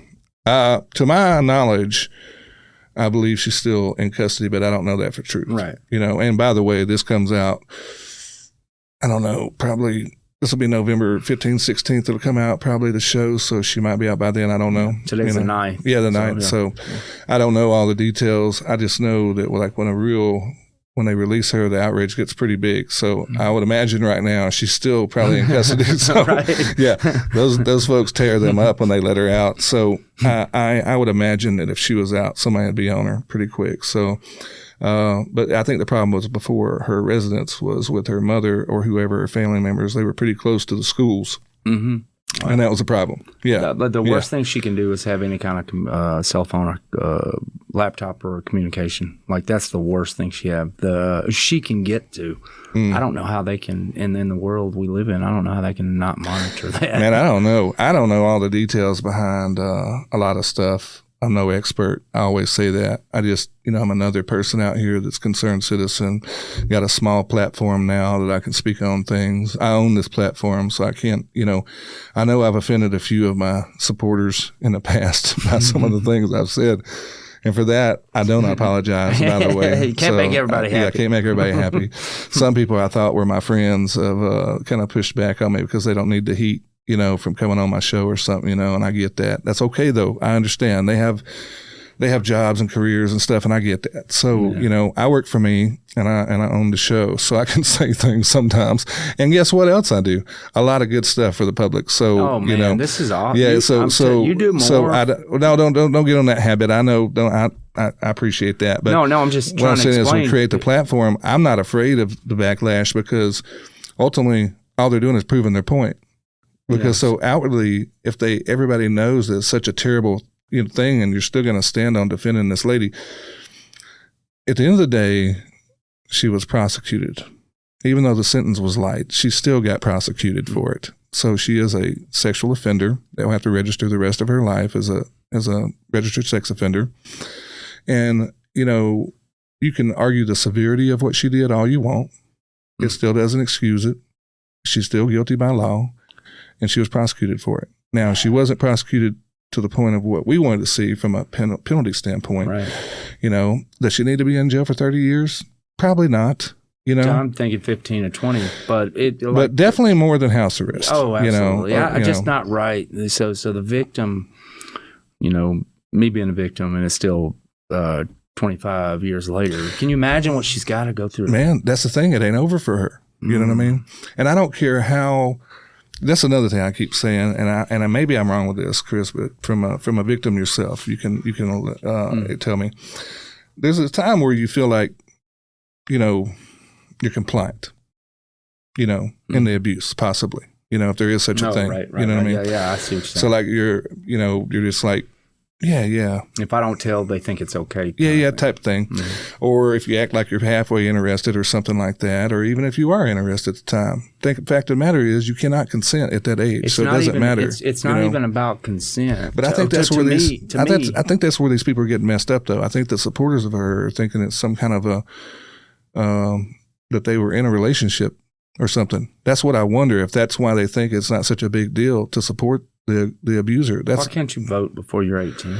There's a reason for a lot of things you can't do before you're 18. So, because you don't have decision-making skills. Yes. Yeah. Same thing with these, she don't have the ability to think of what the right thing to do is. Yeah. She's going to persuade to the persuasion. After the fact of when this thing got dealt with, she realizes how wrong it was, and now she's got to deal with that. And the therapy and the knowing that everybody knows about it, you know what I mean? It's not like it was kept behind the, I guess secretly kept behind the church doors or what have you, which I think they would have probably preferred, it sounds like, So one thing I was upset about that I still kind of am is awareness, bringing awareness to DeSoto County kids. Like if it's happening so much and everybody's saying it's happening so much in DeSoto County, why doesn't DeSoto County make sure every child understands what to expect if something like this happens? Education is a big one. Absolutely. Yeah, That's what I'm upset that they didn't send out something to all parents saying you need to talk to your kids. I also showed up to Hernando. My son goes to Hernando High School. I showed up and I held signs at the end of the day when the buses left. Yeah, I remember that. Some people were frustrated saying, don't bring the kids into it. No, we need to bring the kids into it, but we don't need to bring any bad stuff into it. So the sign stated, please talk to your parents about this sign. Sure. That was all it said. Please talk to your parents about this sign. Mm-hmm. Because most parents think, no, this wouldn't happen to my kids. It's not going to happen to my kids until it happens to their kids. Well, I think that's probably, I guarantee you the parents of that young lady did not think for a second that was going to happen to their child. The discussion with parents and kids need to be more than if somebody messes with you down there. No, if somebody talks to you in this certain way to the grooming, get something. Right. So the grooming, there's a new grooming law on page 2. It's happened, I think, July 1st of this year. But I don't think it applied in this case because it happened prior to the law being passed, but there is a new grooming law that talks about the talking. So that's a good thing. Misty Gray from the Child Advocacy Group was talking about that, how that's going to be impactful going forward on their prosecution. That's good. Yeah, so that's going to help them. I'd rather catch it before it gets to prosecution. I'd rather catch it when they're talking to them. Well, yeah, so that's the grooming factors. Man, we got to talk about our thing we was talking about earlier about the DeSoto Predator Watch. Mm-hmm. Oh, yeah. I just started following that. Yeah. And if anybody got a request from me to follow that page, there's a reason. This person, and I won't say their name because I do know who they are, is doing some real good work on exposing, and it's not nothing that law enforcement is not doing. It's just, they don't have anybody set up to post it on Facebook constantly of all these people that are in the community getting arrested. They're doing their job. They're going and investigating, arresting them, and put them in jail. Mm-hmm. That's what they do. So this is a separate person, but boy, they're making us aware to the ones that are around. Right. And it has a unfortunate, there is a lot of church and a lot of schools because that's where the predators want to go because that's the access they need to get what they want. Right. So I don't think that our county is any worse at it than anywhere else. I think you just, you gradually, your population grows. They want to blend in. I think this is kind of all over the place. It's not necessarily here. Same thing with kids at schools and the parents at schools. They need to be talking to their kids about churches because if it seems like that's the hotbed, it is. You need to talk to them about the church. Yeah, even when it's the pastor's son. It's humans are doing this. The church isn't. Sure. It's humans. So the humans in the church need to be dealt with. Sure, absolutely. And again, a lot of times I know that churches are very quick to forgive and they're understanding and things of that nature. People do make mistakes, but I'm afraid that No, but I'm saying from the church. What I'm saying is I don't think there's no rehabilitating this. I'm a firm believer in. I think they're into what they're into, and I don't think you can bring them back from that. Unfortunately, I almost think the crime should be worse. Like they should be. If they're using the church, I believe God would expect the crime to be worse too. Well, the punishment should be worse because that's when you're in a position of power and authority that they punish you a little bit more. Absolutely, for that act. It should be. Yeah, absolutely. A parent can forgive, but the justice system. But I'm just saying, I think even if you're in a church and you're like, Jim had a past. But, you just don't let them back in. You know what I mean? I almost think the church should be held accountable too. I think they were worried about that. I think that's why they lawyered up. And I think probably there was some, if they didn't do just saying, if Lindsay didn't have a history when she started, I get it. Sure. But if there was another one here in Olive Branch, I believe, that they didn't do what was it? It was something to where they had hired somebody that had previous issues. That's a lawsuit. Yeah, absolutely. They should pay for it. Absolutely, yeah. That's the same thing with the church. I don't think her church particularly knew what was going on by no means. I think they probably found out and they're like, holy cow, what do we do? And they probably did the best to their knowledge of what to do. But the one thing they didn't do was protect, in my mind, outwardly, publicly wise, they didn't support the victim in this. I hate that it's putting a stigma on the Big C church because if you look at it, there was 20-something teachers in DeSoto County. And we're going to look at all the schools and go, well, all the schools think that she deserves leniency. And so we would look at the churches. I think it's just her friends. I think it's just her friends and some family members. I think that's all it was. I don't think teachers support that at all. I think when you're very close with someone, it's hard to see the evil in them. And I revert back to this guy. There was this guy over there in Walls, Mississippi, where I live in that area. Mm-hmm. And he had some ladies and people that were like going to the jail to visit him and support him and make sure he was. I'm just like, holy cow, man! Like, what is wrong with y'all? There's like 20 potential victims here. He's guilty. They didn't give him bond. You know how bad you got to be to get bond?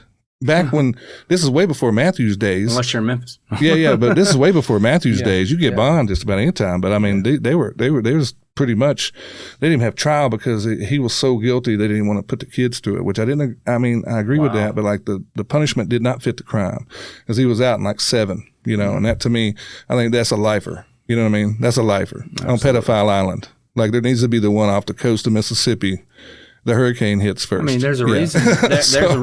There's a reason most of them don't end up in jail for more than 2 weeks without black eyes. Yeah. I mean, they do. They're held accountable. I want to say most of we have a jail here that is primarily sexual offenders. Those type of people. Yeah, they get sent there. It's a good thing I don't know about it. Yeah, right. I think it's maybe, if I'm not mistaken, maybe Meridian or somewhere down in there. They have one. It's a state facility, and I think most of the sexual offenders, whether it be rape or child molestation or something of that nature, I think they primarily focus on sending them there. But I'm not sure 100%. Oh, that's what yeah. That's pretty cool. Yeah, well, because they know what's going to happen to them when they get in Gym Pop. You know, it's just going to be hell at Parchment. You know what I mean? That probably needs where they really need to go. But I'm all for just having their own little private island out on the coast of Mississippi, about 20 miles off the coast, and just them and them alone. I just gotta wonder why is it that you can go find most inmates that will kill somebody who is against pedophiles or whatever, but then you have people like Michelle Henley want leniency. Like, there's two different types of people that think of that a lot. I don't know, man. I mean, I don't think she sees her that way. That's what I was telling you earlier. I don't think she sees her that way. I think she sees them in that particular case. And again, it also has to answer if she got the information after the fact. I think so. Or, but I think the only thing I can make sense of is those supporters that know all the story, right? They think it was consensual beyond the law. You know what I mean? Because it's illegal, period. End of story. Doesn't matter. The age gap was too much. Also, the position of authority was too much. She was just not of age to do any of those things. So I think that's the only thing that I can figure. The reason why they're standing so hard on it, behind her so much, is they just think it was a consensual relationship. And I don't know that. I mean, I know for a fact that can't even be possible. I can't. I can't believe that, just for the fury I saw in her dad's face at the board meeting, or when he was. Well, I'm not saying it like he has the fury. No, I'm saying that the fury. It couldn't have been hid by her so much to where he didn't understand it. Right. For that long. Yeah. You see what I'm saying? As mad as he looked. I don't think they knew anything. I know. Yeah. So that just tells you how bad the grooming was. Like, she was telling her, don't tell nobody about this. Yeah, it's constant. And they're manipulating her and the family, and they kept it a big hush-hush secret. And I don't think they knew any of it was going on. That's the whole truth. I think what I'm saying is like the victim, I think they see her as being consensual. I think one of the ladies, even the Ford ladies, said they were in a consensual relationship. And that's not, it can't be. Right. It can't be. Legally by law, it can't be. I understand what you think but by law, doesn't matter. Doesn't matter if she was a girl and he was a guy. None of that stuff. 2 years is the limit, right? Well, Chad, Misty Gray defined that for me on the last show because I was curious about that. So like from 14 years old, the age of consent in Mississippi is 16. 16. But if you're 14, you can date a 16-year-old, 24 months, 15, 24 months, 16, 36 months, 17, 36 months, 18, whoever, right? Wow. That's what I got clarified on that with her. And then, but now, if you hold a position of authority, that all goes out the window. Oh, wow. That's all back to zero. You can be 19 and that person's 17, but if you're their pastor, teacher, preacher, doctor, whatever. They can't be under 18. They can't be under 18. So that's where it went wrong. And on top of that, she was 10 years older than her, 9.5 years or whatever. So she was way past yeah. Wow. Yeah. So that's why it was illegal, period. It doesn't matter. You can't consent at 16 years old. So, and I hate these guys. One guy got on there talking about, well, I can be 50 and date a 16-year-old. I'm like, no, you can't, sir. You can you'll be What's his name? Yeah, right. You can go there and find it on one of my TikToks. But I was like, you will be in the state's finest country club, sir, if you do that. So yes, if her dad don't kill you first, so or somebody. But yeah, I mean, that just goes to show you. I think it's important people know the limits. You know what I mean? I mean, I think we all know. It's just that cut and dry. Like it is, like you were in a position of power, and I think that's where people are getting messed up with. No, I would have to wonder how people are supposed to know. Just say you got a 22-year-old and they're dating a 17-year-old, but they are in a position. How would they know? Why would they need to research that 17-year-old and what the law is behind it? Since there's so many different laws, what would trigger them to have to look for it? Just saying. What do you, just giving you an example. Just why a 22-year-old would need just to a look? 22-year-old. Just say you got a 22-year-old youth pastor. Yeah. And you got a 17-year-old. All right, and it says they can't be over 2 or. Well, at 17, they can't be more than 36 months. That's 3 years. But as a youth pastor, that goes out the door. Period. I know. So say, how would they know they need to research the law behind it before they got with the 17-year-old? I don't know. Yeah, does that question come into play in court? Yeah, I don't know. I mean, I think you just got to know. You know, it's wrong. You know, like it's. But they got so many different illegal. laws around it. Yeah, I mean, a complication. Every state's different too. By the way, there's a lot of states that have different laws on that. That's just Mississippi's law. But and come to find out, I didn't know this. I asked her that you can still get married at 14 in Mississippi with a parent's signature. Yeah, that's crazy. I'm like, oof, that's tough. So, oh, wow. Now, and that you could marry a 15-year-old or 25-year-old. I don't know. I don't know all the details behind that, but I think with a parent signature, you can get married at 14. And I don't know if there's that same law applies with the rule, or the rules apply with the age gap or not. I don't know. So it was just so complicated. I was like, look, this is all just crazy to me. I just thought, I get it, when you're 19 dating a 17-year-old or something like that, you're in high school and it's all this blurred line. I get that. But when you're in charge of them, it goes out the door. Yeah. You can't. I'm sorry. I'm a church member. Sure. Especially at a church. I'm wearing a church shirt now. But yeah. Especially at a church, I can't stand for somebody to abuse God's name in a church. Sure. Like they should be held to a higher standard for sure. Well, I think just in general,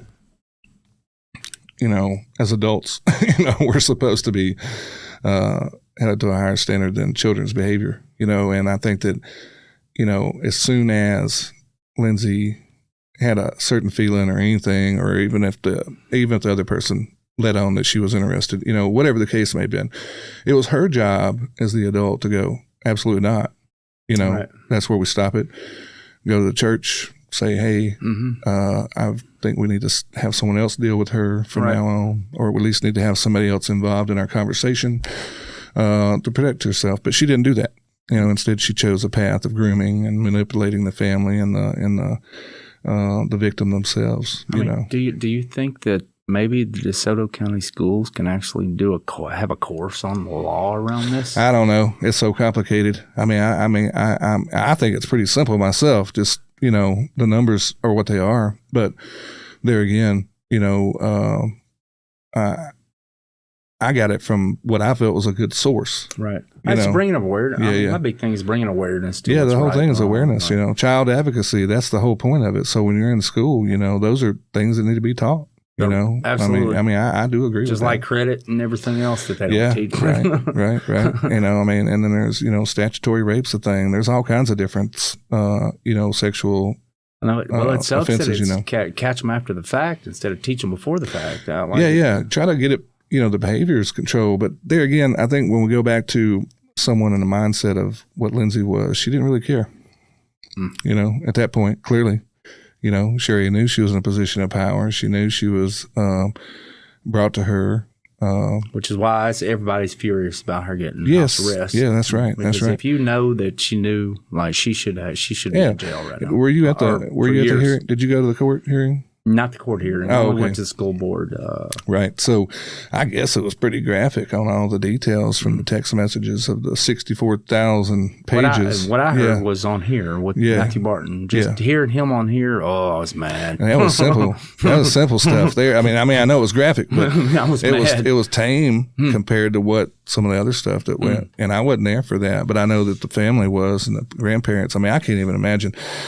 Pam, by the way, Pegram, she, I don't know her personally. I've had a little interaction with her. But for her to be as well spoken as she is, speaking about her grandchild like that as the victim, oh my gosh. Man, I'm listening. They'd have had to have 10 sheriffs there for me. And that lady sitting there chewing that gum, wouldn't even look at her. That last little meeting they had at the school board. I know I'd have been I don't even know how to deal with that. This was on a Thursday, I believe. I think it was this past Thursday. Yeah. So how often do they have the school board meetings? Is it every Wednesday or no? I don't think. At some point, everybody just needs to show up at every meeting until they say it's time. We got to stop this. Well, I think they're trying to get it stopped. It's her. They can't remove her. She's an elected official. Yeah, I don't know who it is that can elect. I think people have been looking into that because I would have humiliated her out of office, or out of that seat. That's the only thing I can think of. Yeah, that's why I want a billboard of her. Yeah. Like everybody in the United States need to know what's going on. Yeah, and it's not. This is, by the way, I think that this goes on in a lot of other places, but the outcry and outrage here is this person is still in charge of our children. That's the worst. She's getting to still do her job. And she supports a local sex offender. Yeah. How many children's in DeSoto County schools was it? I want to say 42,000 or something like that. All right. So and her particular district, if you break it up, are they six? Are they six of them? I can't remember. Yes, Central. So they have quite a bit of schools that they're in charge of, and it's not like they know every one of them, but their job is to No, she answers advocate. to a child. She will answer for a child in every school district. So if any school district, one child messes up, they end up, because mine ended up. Sure. My oldest, or my middle, he ended up there, and I had to sit in front of everybody. And that's why everybody needs to understand this woman has the ability to make a decision over your child's future. Yeah. With the ability to say it's okay for a sex offender to get leniency. Yeah. Like if she thinks that's okay, can you imagine what else she thinks? Yeah, that I don't know. I want to know why she thinks what she thinks at all. That's that's what I think the big question is for everybody, is like, why are you standing on this so hard? Like, so hard is the thing. She like, could have come out and changed her stance. Well, and everybody just says, well, it's got to be ego. It's got to be just her not wanting to be wrong. You know, like she made a decision, she's going to stick behind it. I don't know if I don't know the woman. I'd want to be wrong. Yeah, I mean, but like to stand on it that hard, just, you know, you got to know like the amount of people that you are representing in your defense of this one individual. You're going to stand on it to prove what point? That's what you got to tell people. Just tell them, this is why, you know? Mm-hmm. And not that it's ever going to make a damn difference to anybody. She'll be forgiven sooner. Yeah. She would be. She'll be forgiven I think if sooner. people would go, oh, she got duped. Yeah. That's what I'm going to think is going to happen. And I think that's exactly what happened to her. I think she got duped along with the other people that wrote the article or the letters of support for her. You know, I'm sure that people see this and they go, man, that guy don't know what he's talking about. You're right. I don't. I'm just a we're talking local about idiot. But we're trying to get it stirred up. But I think I'm part of the public that just wants to know why. Why are you standing on this so hard? Absolutely. You know, I mean, we're still talking about it. That's one thing I had shared on one of the groups. I can't stand for somebody to stay behind the phone all day long. Mm-hmm. Please get out and do something. Get out and advocate, man. If you got a problem with something, get out and advocate, right or wrong. You know, somebody will let you know if you're wrong for sure, pretty quick. Right. Probably Sheriff Tuggle, if you give him long enough, he'll be on it. But the one thing I want to say is amazing job that all the parties did in this, trying to get it to the point of where it's prosecuted. You know, they thought they had it right. You know, I didn't follow it at that point, but I didn't either. By the way, you know, D.A. Barton's episode that we did just coincided with that. There was no plan. Like that wasn't a plan. They just, I was fundraising for Feed My Lambs, and I was busy as I'll get out and working too, and he was, and I was like, let's just get together as soon as that's all over. You cool with that? Yep. I just want to thank you, Matthew Barton, because I wouldn't be here trying to get justice for David if it wasn't for that episode. Because you saw it. I just saw it, and I went in, and I started seeing. Yeah, man. I appreciate that, too. And I know he does. I mean, he's an amazing guy. I mean, are you going to agree with everything a guy does? No. Like, I like Sheriff Tuggle. I don't agree with everything he does. Right. You know, I'm still advocating for scanners. That's my big thing. I think the whole county needs to be able to listen to a scanner on what's going on. And I know they hate when I say that every time. So why not? I don't know. Secrets? I mean, well, I mean, I don't know. That's a question they asked every municipality, because it's not just his, by the way. He has control of just the sheriff's department. But, you know, every local municipality has that same thing. It's they're all blocked, scrambled. Yeah. They don't want the criminals to know, I guess. Or they don't want the criminals to know where they're at or what they're doing. The criminals busy doing something else. That's what I'm thinking too. They ain't worried about no dang scanner. Yeah, so I just think it keeps right now. You know, unfortunately, the public information pretty much comes from Facebook and all the happenings pages. So one of the problem is you could clarify some stuff if you had it on a scanner, you know, or if it gets too intense, just scramble it real quick. You know what I mean? Like if it gets too bad, that's all you got to do. And here's another thing I think they should do. They could charge like $9.99 a month for it. Imagine how many people would pay for that subscription. Yeah, not a criminal. Man, they could fund everything. Like if you could just make it a subscription. You don't have to make it public. Just make it a subscription. And then like if you really want the good details, it's $100 a month. If you want to hear the crazy stuff, man, they don't even know what kind of revenue they're missing out on. And they would actually have the information. And I know I said that criminals wouldn't pay $9. They probably would, but the good thing is you'd have their information. Yeah, for sure. Nah, man, I just give him a hard time. I love Leo around here, and I really do. From Sheriff Tuggle to all the local municipalities too. I think they do a great job. Are they all good? Heck no. Ain't nobody all good. Like there's a bad apple on every orchard. You know, I try and tell people it's not racism, it's hate. People are hateful at heart. Don't call everything racism. They just throw that term out too much. Same thing with cops. Every cop is a human. Yeah. Every human has a heart. They have a hateful heart, and they will do stupid stuff. Don't blame the entire department. Don't blame the entire race. That's what we're saying. Like even MPD, I mean, they're not all bad. You know, I mean, I would say that a high majority of them are trying to do a great job. I just think sometimes you get people that it's just a job to them. Oh, yeah. You know, I think you have to have a passion to do the things like they do. I think you got to have that. Well, also, I didn't tell you, I split ways in my previous job. It was a week or two before this David incident. Yeah. You know, I haven't been able to get a job because of this incident. Yeah. Well, maybe somebody will see you on here and be like, hey, we need to give him a break. Oh, please? Yeah. No, I've been in property management for 10 years, and just because it's, you know, property management has houses that are in Memphis. Sure. People are worried about, code enforcement, Memphis putting pressure on anybody. I've had to... I'm a wrestler with Memphis. I was a wrestler with Memphis Wrestling. I didn't want to bring no heat on my. He's a really good friend of mine on Dustin Starr. Yeah, I had to step back from that too. Mm-hmm. So that was the one. I don't do nothing, but in my hobby and time, I may hunt, but wrestling was my thing. Yeah, you know, my uncle was Don Bass. He kind of helped. He was a big staple in Memphis wrestling back in the 70s and 80s. Mm-hmm. Trained so many people. I was wrestling with. 15 years old, Power Pro Wrestling, Channel 5 on TV.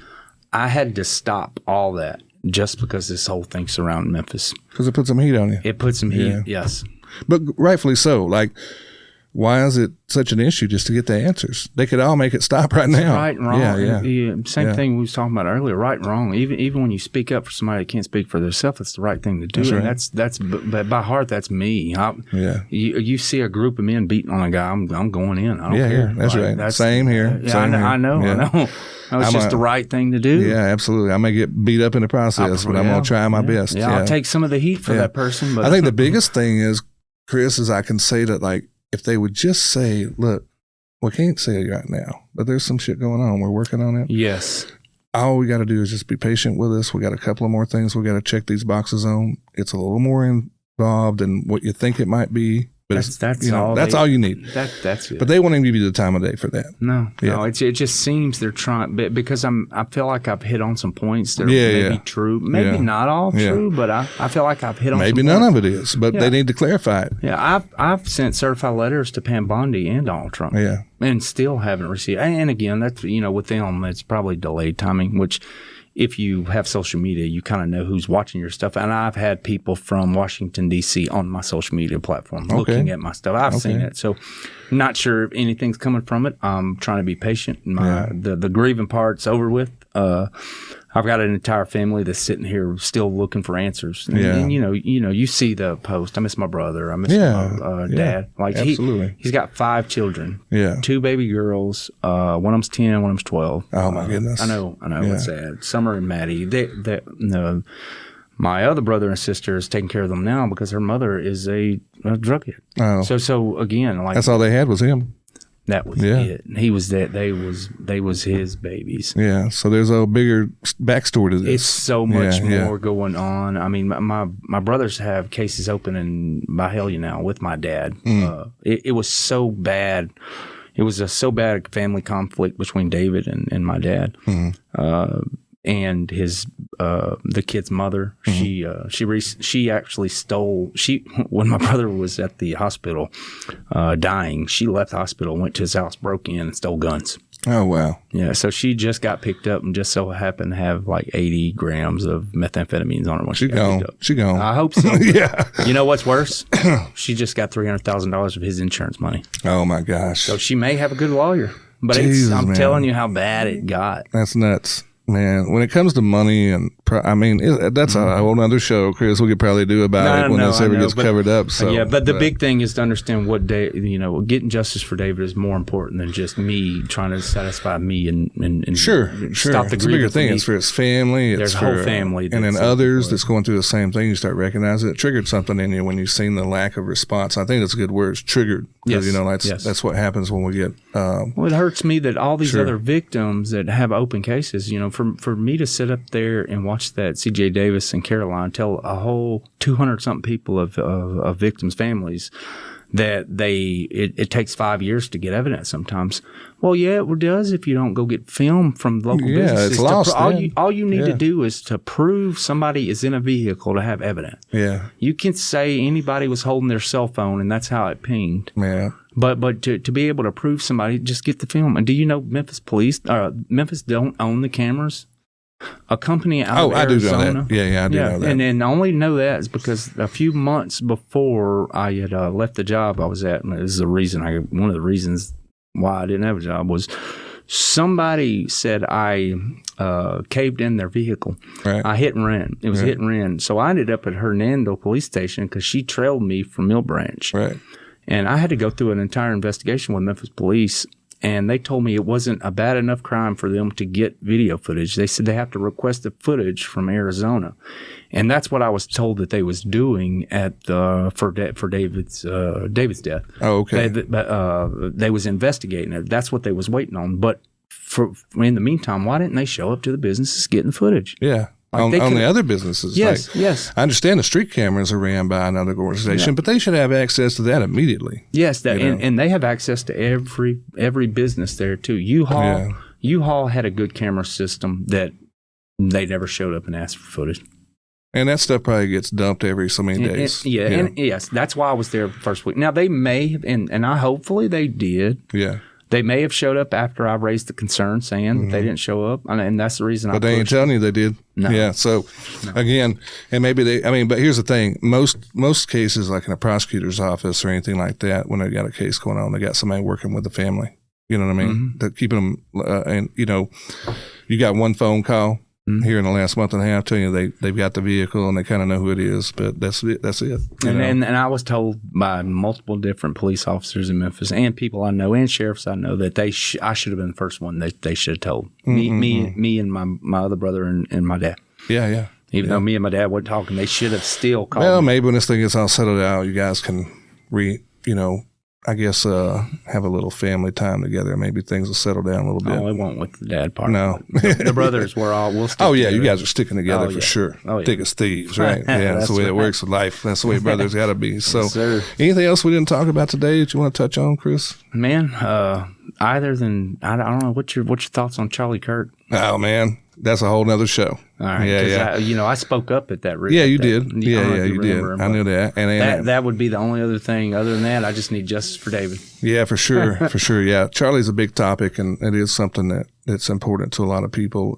I don't discount anything that he said. I know that he meant a lot to a lot of people. So one thing I think people are missing is what he was trying to do was to instill politics into children, colleges and schools, because I spoke up for the Charlie Kirk Street in front of the high school. And the reason I did that is because out of high school, you have the ability to vote for people. Sure. So who are you going to go vote for? Somebody told you to in high school? No, they need to understand and talk about politics while they're in high school. Because that is a number one vote that is a good portion of vote that's going to put the people in office. Mm-hmm. So who are they choosing and why are they choosing them if they don't understand it? Well, I think that it goes back to a lot of things. When you talk about it should be taught in school, and that's another thing as well as politics. Like they have some civics cases and things of that, or classes and things of that nature. Yeah, I know they teach them now, but they don't. It's like they don't. Make sure they know what to look. You're saying like a historical thing type with him, like why is that street named Charlie Kirk and things of that nature? It's just a discussion. Sure, he tried to talk about politics. And I think probably just even though it was an outcry for that, I understand that there was a lot of believers and supporters that wanted to see him recognized, and I think that'll come at some point in time. It was just probably a little quick off the hip to try and get it done so fast. Well, I'll tell you exactly what happened. What broke. It was too quick. Yeah. All right. We was notified.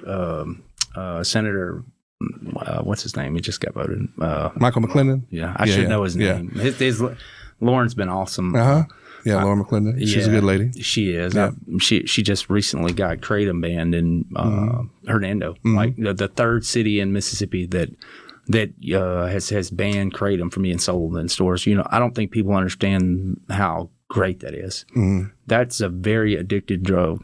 But for her to do that, and that just shows that family's values. Yes. You know what I'm saying? So Yeah. Michael McClendon, he's freaking awesome. But Yeah. Michael McClendon ended up posting the meeting at the the city council meeting. Yeah. Like 3 hours before it happened. Mm-hmm. If I didn't see that, I wouldn't have been able to go up there and talk. Mm-hmm. So I showed up. It was, I think, three conservatives spoke for Charlie Kirk, and everybody behind us, they were liberals that said that when they walk around Hernando, conservatives threaten their lives because Charlie Kirk type stuff. Yeah. Like that. So with that, it just being so short notice. Yeah. There's no way the Hernando City Council could even vote for it with that many people speaking up. Yeah. Like, and that's where there was outrage from so many people saying that, with all these Republicans and they wouldn't vote for the Charlie Kirk. They was mad at the City Council. Yeah, all that stuff. But I mean, they have a job to do. They got to represent all people. Absolutely. The majority, they have to. And with that being said, like, it's just a little quick. Like, it wasn't like he held office. Yeah. So he's a social justice guy. He's out there trying to advocate for others in his own way, which is amazing. Everybody has that right. You're doing it. I'm doing it. There's lots of people doing it. So he was doing it in his own way, and he had a huge following. He was starting to really impact a lot of folks throughout the country. And if you weren't with him, it tended to be that people were just 100% against him. Obviously, it's why he lost his life. It's the same type of stuff. Right. I don't understand it either. I mean, I told it's a serious loss, whether I agree or don't agree with his political views. And I can say that some I did, some I didn't. Yeah, it's just the way it is. Some evil's been implemented into humanity about politics. Oh, man, it's like this us versus them thing. I don't know why we can't have like a conversation and you and I agree to disagree. I thank you. And then we still are friends, and we can just go, well, I know Neil's liberal on that particular topic, but I don't hate him, for any less. The words hate. I think that's what it comes down to. Mm-hmm. I've even got some friends that I grew up with that are extremely liberal. And me too. I got one. He's a wrestler, but he's stuck in Memphis. But I mean, they have some strong hate for the opposition. Yes. And I'm just like, wow, man, like it just don't affect your life like that. Like I know. This got to be something to do with. It's got to hurt their mental health a little bit to be so concerned and worried about every day because there's nothing we can do about it. Like when you're talking about that top level, as a group you can. That's why you go vote. That's how that works. So I'm really hoping after Trump gets out of office, we get back to a point to where we can have a common discussion. And not go because the hate's coming from Trump. Like the rhetoric Trump gives is what I feel like pushes the hate. But man, we'll be able to tell after Trump leaves office. Is it going to keep on or? Yeah, someone's got to change in humanity, or there's going to be a war. Man, absolutely. I mean, it's just wild how people get on one side or the other. My thing is like. Especially with local politics, like if your candidate didn't win, there's got to be a loser. What I mean? Always and everything, whether it be football or whatever. I was and I kind of associate this the other day. Me and my brother were talking about certain ball games. We're big college football fans, so we're watching it and going, "Oh man, they almost got them." I'm like, I hope they don't win. Their season's already messed up.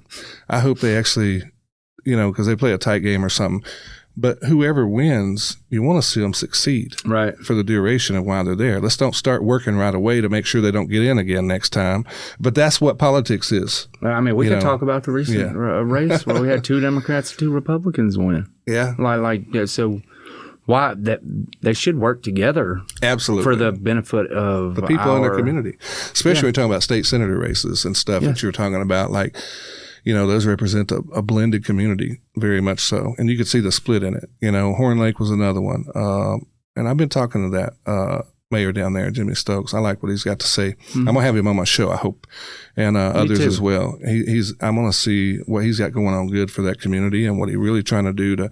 So I think it's important everybody sees it all from all aspects, and don't put hate in your voice when you're talking about it. Republicans need to know to expect and not hate, like, they need to not just hate him out of the gate. You want him to succeed. So if you do beat him next time, you at least got a good place to start. You know what I mean? Like, that's how I look at it. Like, why do we got to start over every single time and tear it all down? And, and just crush them on that's what they did, messed this up, and we got to go a different way. No, I think if we start it from a standpoint, as soon as he gets in the office, we start finding a way to support him. I'm not saying you got to do everything he wants to do. When he's wrong, right. or her, or whoever the case may be. Yeah, support him when he's doing something good. But when they're doing good, recognize that part and be like, hey, that's pretty good there. You know what I mean? Like, even though I don't like him, I'm still going to help him. You know what I mean? That's how I see life a little bit. You're going to have to put your ego to you got to let that ego down, man. I mean, there's a time and place for it, but I mean, being humble, especially in politics, is really important. I think it's just too aggressive, and I think there's way too much money wasted on it. No. The stuff, almost everything I'm involved with is charitable giving type stuff. And so, like, you got to fundraise all the time. Right. Man, if they just took a little bit of that money that they spend on politics and trying to get somebody elected that they know ain't got a chance in hell, and just because they want to make the other party spend some money and try to, whatever. $600,000 Soros back money. Like, where would it win if he didn't get elected? Think about how many kids that could have fed. Or how many domestic violence houses that could help, I mean, if you whatever. Look at the party behind it, they are the party of giving, and then that's they're just giving it away. Exactly. And I'm not really a political guy, but like, it can get me riled up because of the rhetoric that they spew. Like, what are you really for? You know what I mean? Like, what are you really, really doing? Like, this whole thing with SNAP benefits right now, that's a hot topic. Yes. You know what I mean? Mm-hmm. Anybody that can get online and say, oh, you just need to get a job, stop being on the government teat or whatever, they obviously, it's very frustrating because not everybody is on it for the same reasons. People abuse every system. Everything. Don't get up here but call everybody guilty. You have to always err on the side of the real reason why you're doing it, which is the child and the elderly and the ones who are trying to help themselves till they can do better. Yeah, there's so many people that I may know a few of them, but they, with you can't live this in this.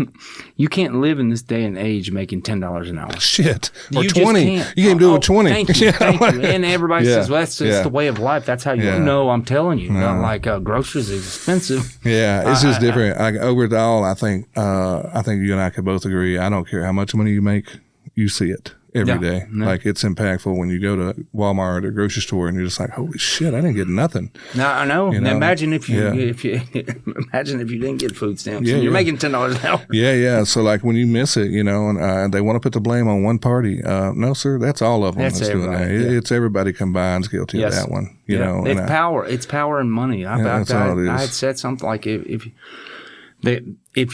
if they was working for the people instead of power and money, it'd be a whole lot better life for everybody. Yeah. I would love us just to get rid of the two-party system altogether. That's what I would love. I was there's something, I know you're not religious, but I was telling everybody, I try to tell everybody. I'm spiritual, man. God made struggle. God made struggle to make you better. Yeah. All right. God made struggle for a reason. It pushes you to be better. You're going to fail, and you're going to get better.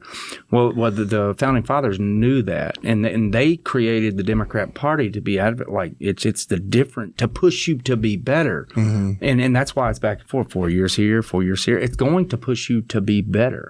That's the same thing with struggle. Struggle is going to make you better. What do they say?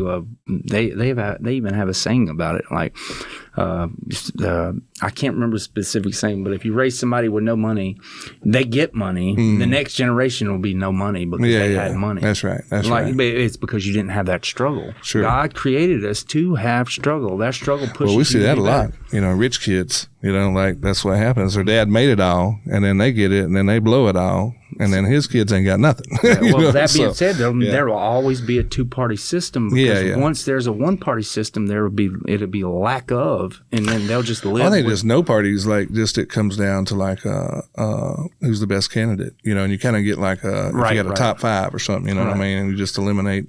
And it's as bad as it's getting, as hateful as it's getting. That's why I say that. Like you got to separate this us versus them thing. It may need to turn like that. That works in sports, but it don't work in politics. You know what I mean? In the wrestling ring, by the way, it's a us versus them type thing. I get that. Yeah, for sure. Like, but in politics, man, it's now it's serious. Like, you got people like literally taking people's lives over political points of view, and it's just your right as your freedom of speech, whether you like Charlie Kirk or not. He had the right to say what he wanted. You know? Oh yeah, without retribution. Yeah.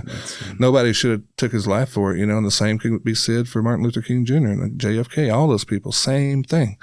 And it's the rhetoric behind it, like they're calling people Nazis because they don't like what they. Here. Come on. That's a strong word. I mean, even calling somebody racist because they voted for Trump. Like that too.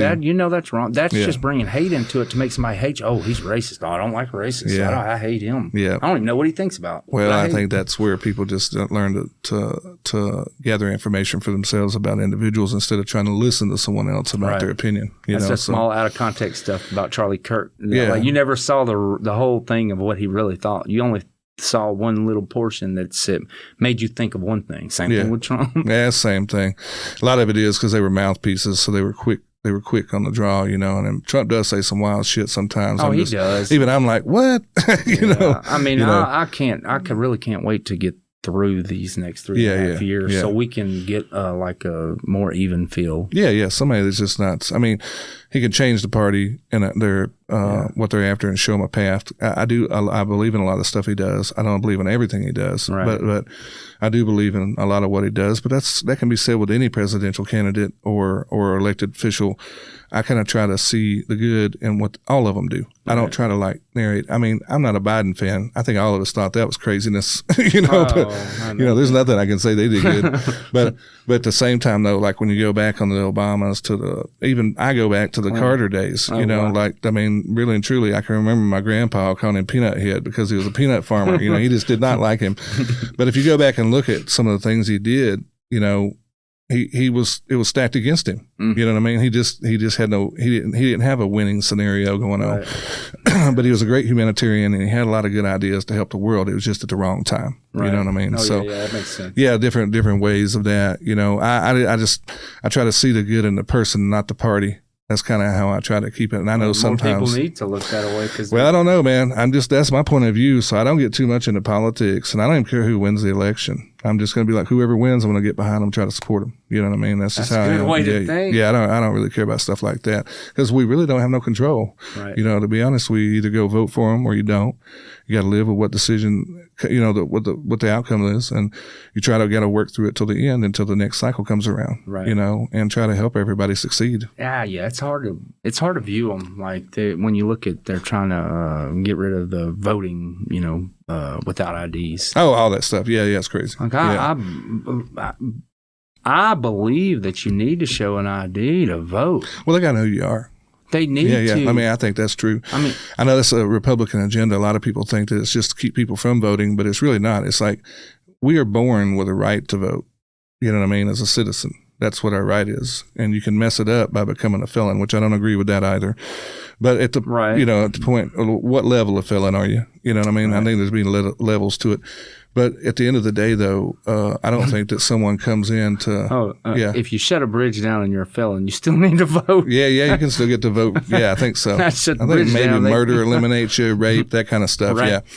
Yeah. But I think at the end of the day, what the whole idea is like we don't want. I mean, I think that people think that the Republicans just like we don't want anybody to vote because it less votes for the Democratic Party because there's so many more Democrats than Republicans in general, you know. Yeah, I want to wonder why Democrats wouldn't want the same thing.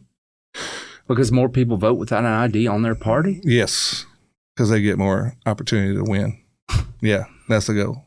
That's why people would argue. Yeah, that's right. Open borders. Yeah, all that stuff. So makes sense. Look, man, we've had a good talk, a long one at that. So I want to appreciate you. I want to tell you thank you for coming in and checking out the show and also being a follower and talking about your brother today. If you're listening, follow him. Oh, man, I appreciate that. Follow. Yes, please. You're going to get a lot of more info. Tell people where they can follow you too real quick. Chris Pierce, or I've got wrestling page, but since it's on limbo right now, it's an hiatus. Chris Bass, Yeah. Chris Bass, but Chris Pierce on Facebook or Instagram. But I'm pretty much a Facebook guy. Okay, yeah, I am too. I kind of primarily go there. Yeah, but I'll share as soon as something comes out. I'll share it. But other than that, you may see it. Yeah, family stuff or church stuff. Yeah. Well, you're a good family, man. And we could have talked more about that today, too, but we had a couple of things we really wanted to top on. Need justice for David. Justice for David. I've got the sign in the yard that says justice for David in the yard, in the car that I painted a bunch of them. Sure. I even put them on Fox 13's yard. Oh, wow. And they found me somehow and said, oh, we really want to share the story. It's funny. They still ain't shared it except for Friday, a little small interview. So maybe they're going to come later. I'm hoping they do it tomorrow. But if you watch the news this morning, Sheila O'Connor is the news. She's sweet. She felt like she understood. She did the news story for me. She reached back out to me this week when she got back because I met her at the Hernando school board. Mm-hmm. I did an interview about Lindsay, the issue with her, but she didn't use it because she wanted to use David's story. Sure. I believe it was Brittany Benson. Benson is the one who may have did the news story that day. But she waited. She went on vacation. She come back. She reached out to me last week, and she recorded the news story at the scene. Told me she was going to air it the next day. Well, it didn't air because of some government shutdown stuff. And she actually showed up this morning on the news. She was doing the news station. It's from 6 o'clock to 8 o'clock, Fox 13. Well, it only aired from 6 to around 6:30, 6:35. She was the person behind the desk, and then it went to TMZ and Family Feud. Yeah. So apparently the news station messed up. Right. And couldn't air the regular station, and they aired something else this morning. Yeah. So I don't know if that's going to play. Maybe it'll pop out eventually. Maybe she'll hold good to her word. So I'm hoping they listen to this and go, you know what? We messed up. Let's go in there. That's right. That's right. Well, thanks, Chris, man. You take care, buddy, and I appreciate you. And, hey, guys, till next time, see ya. Bye. Bye.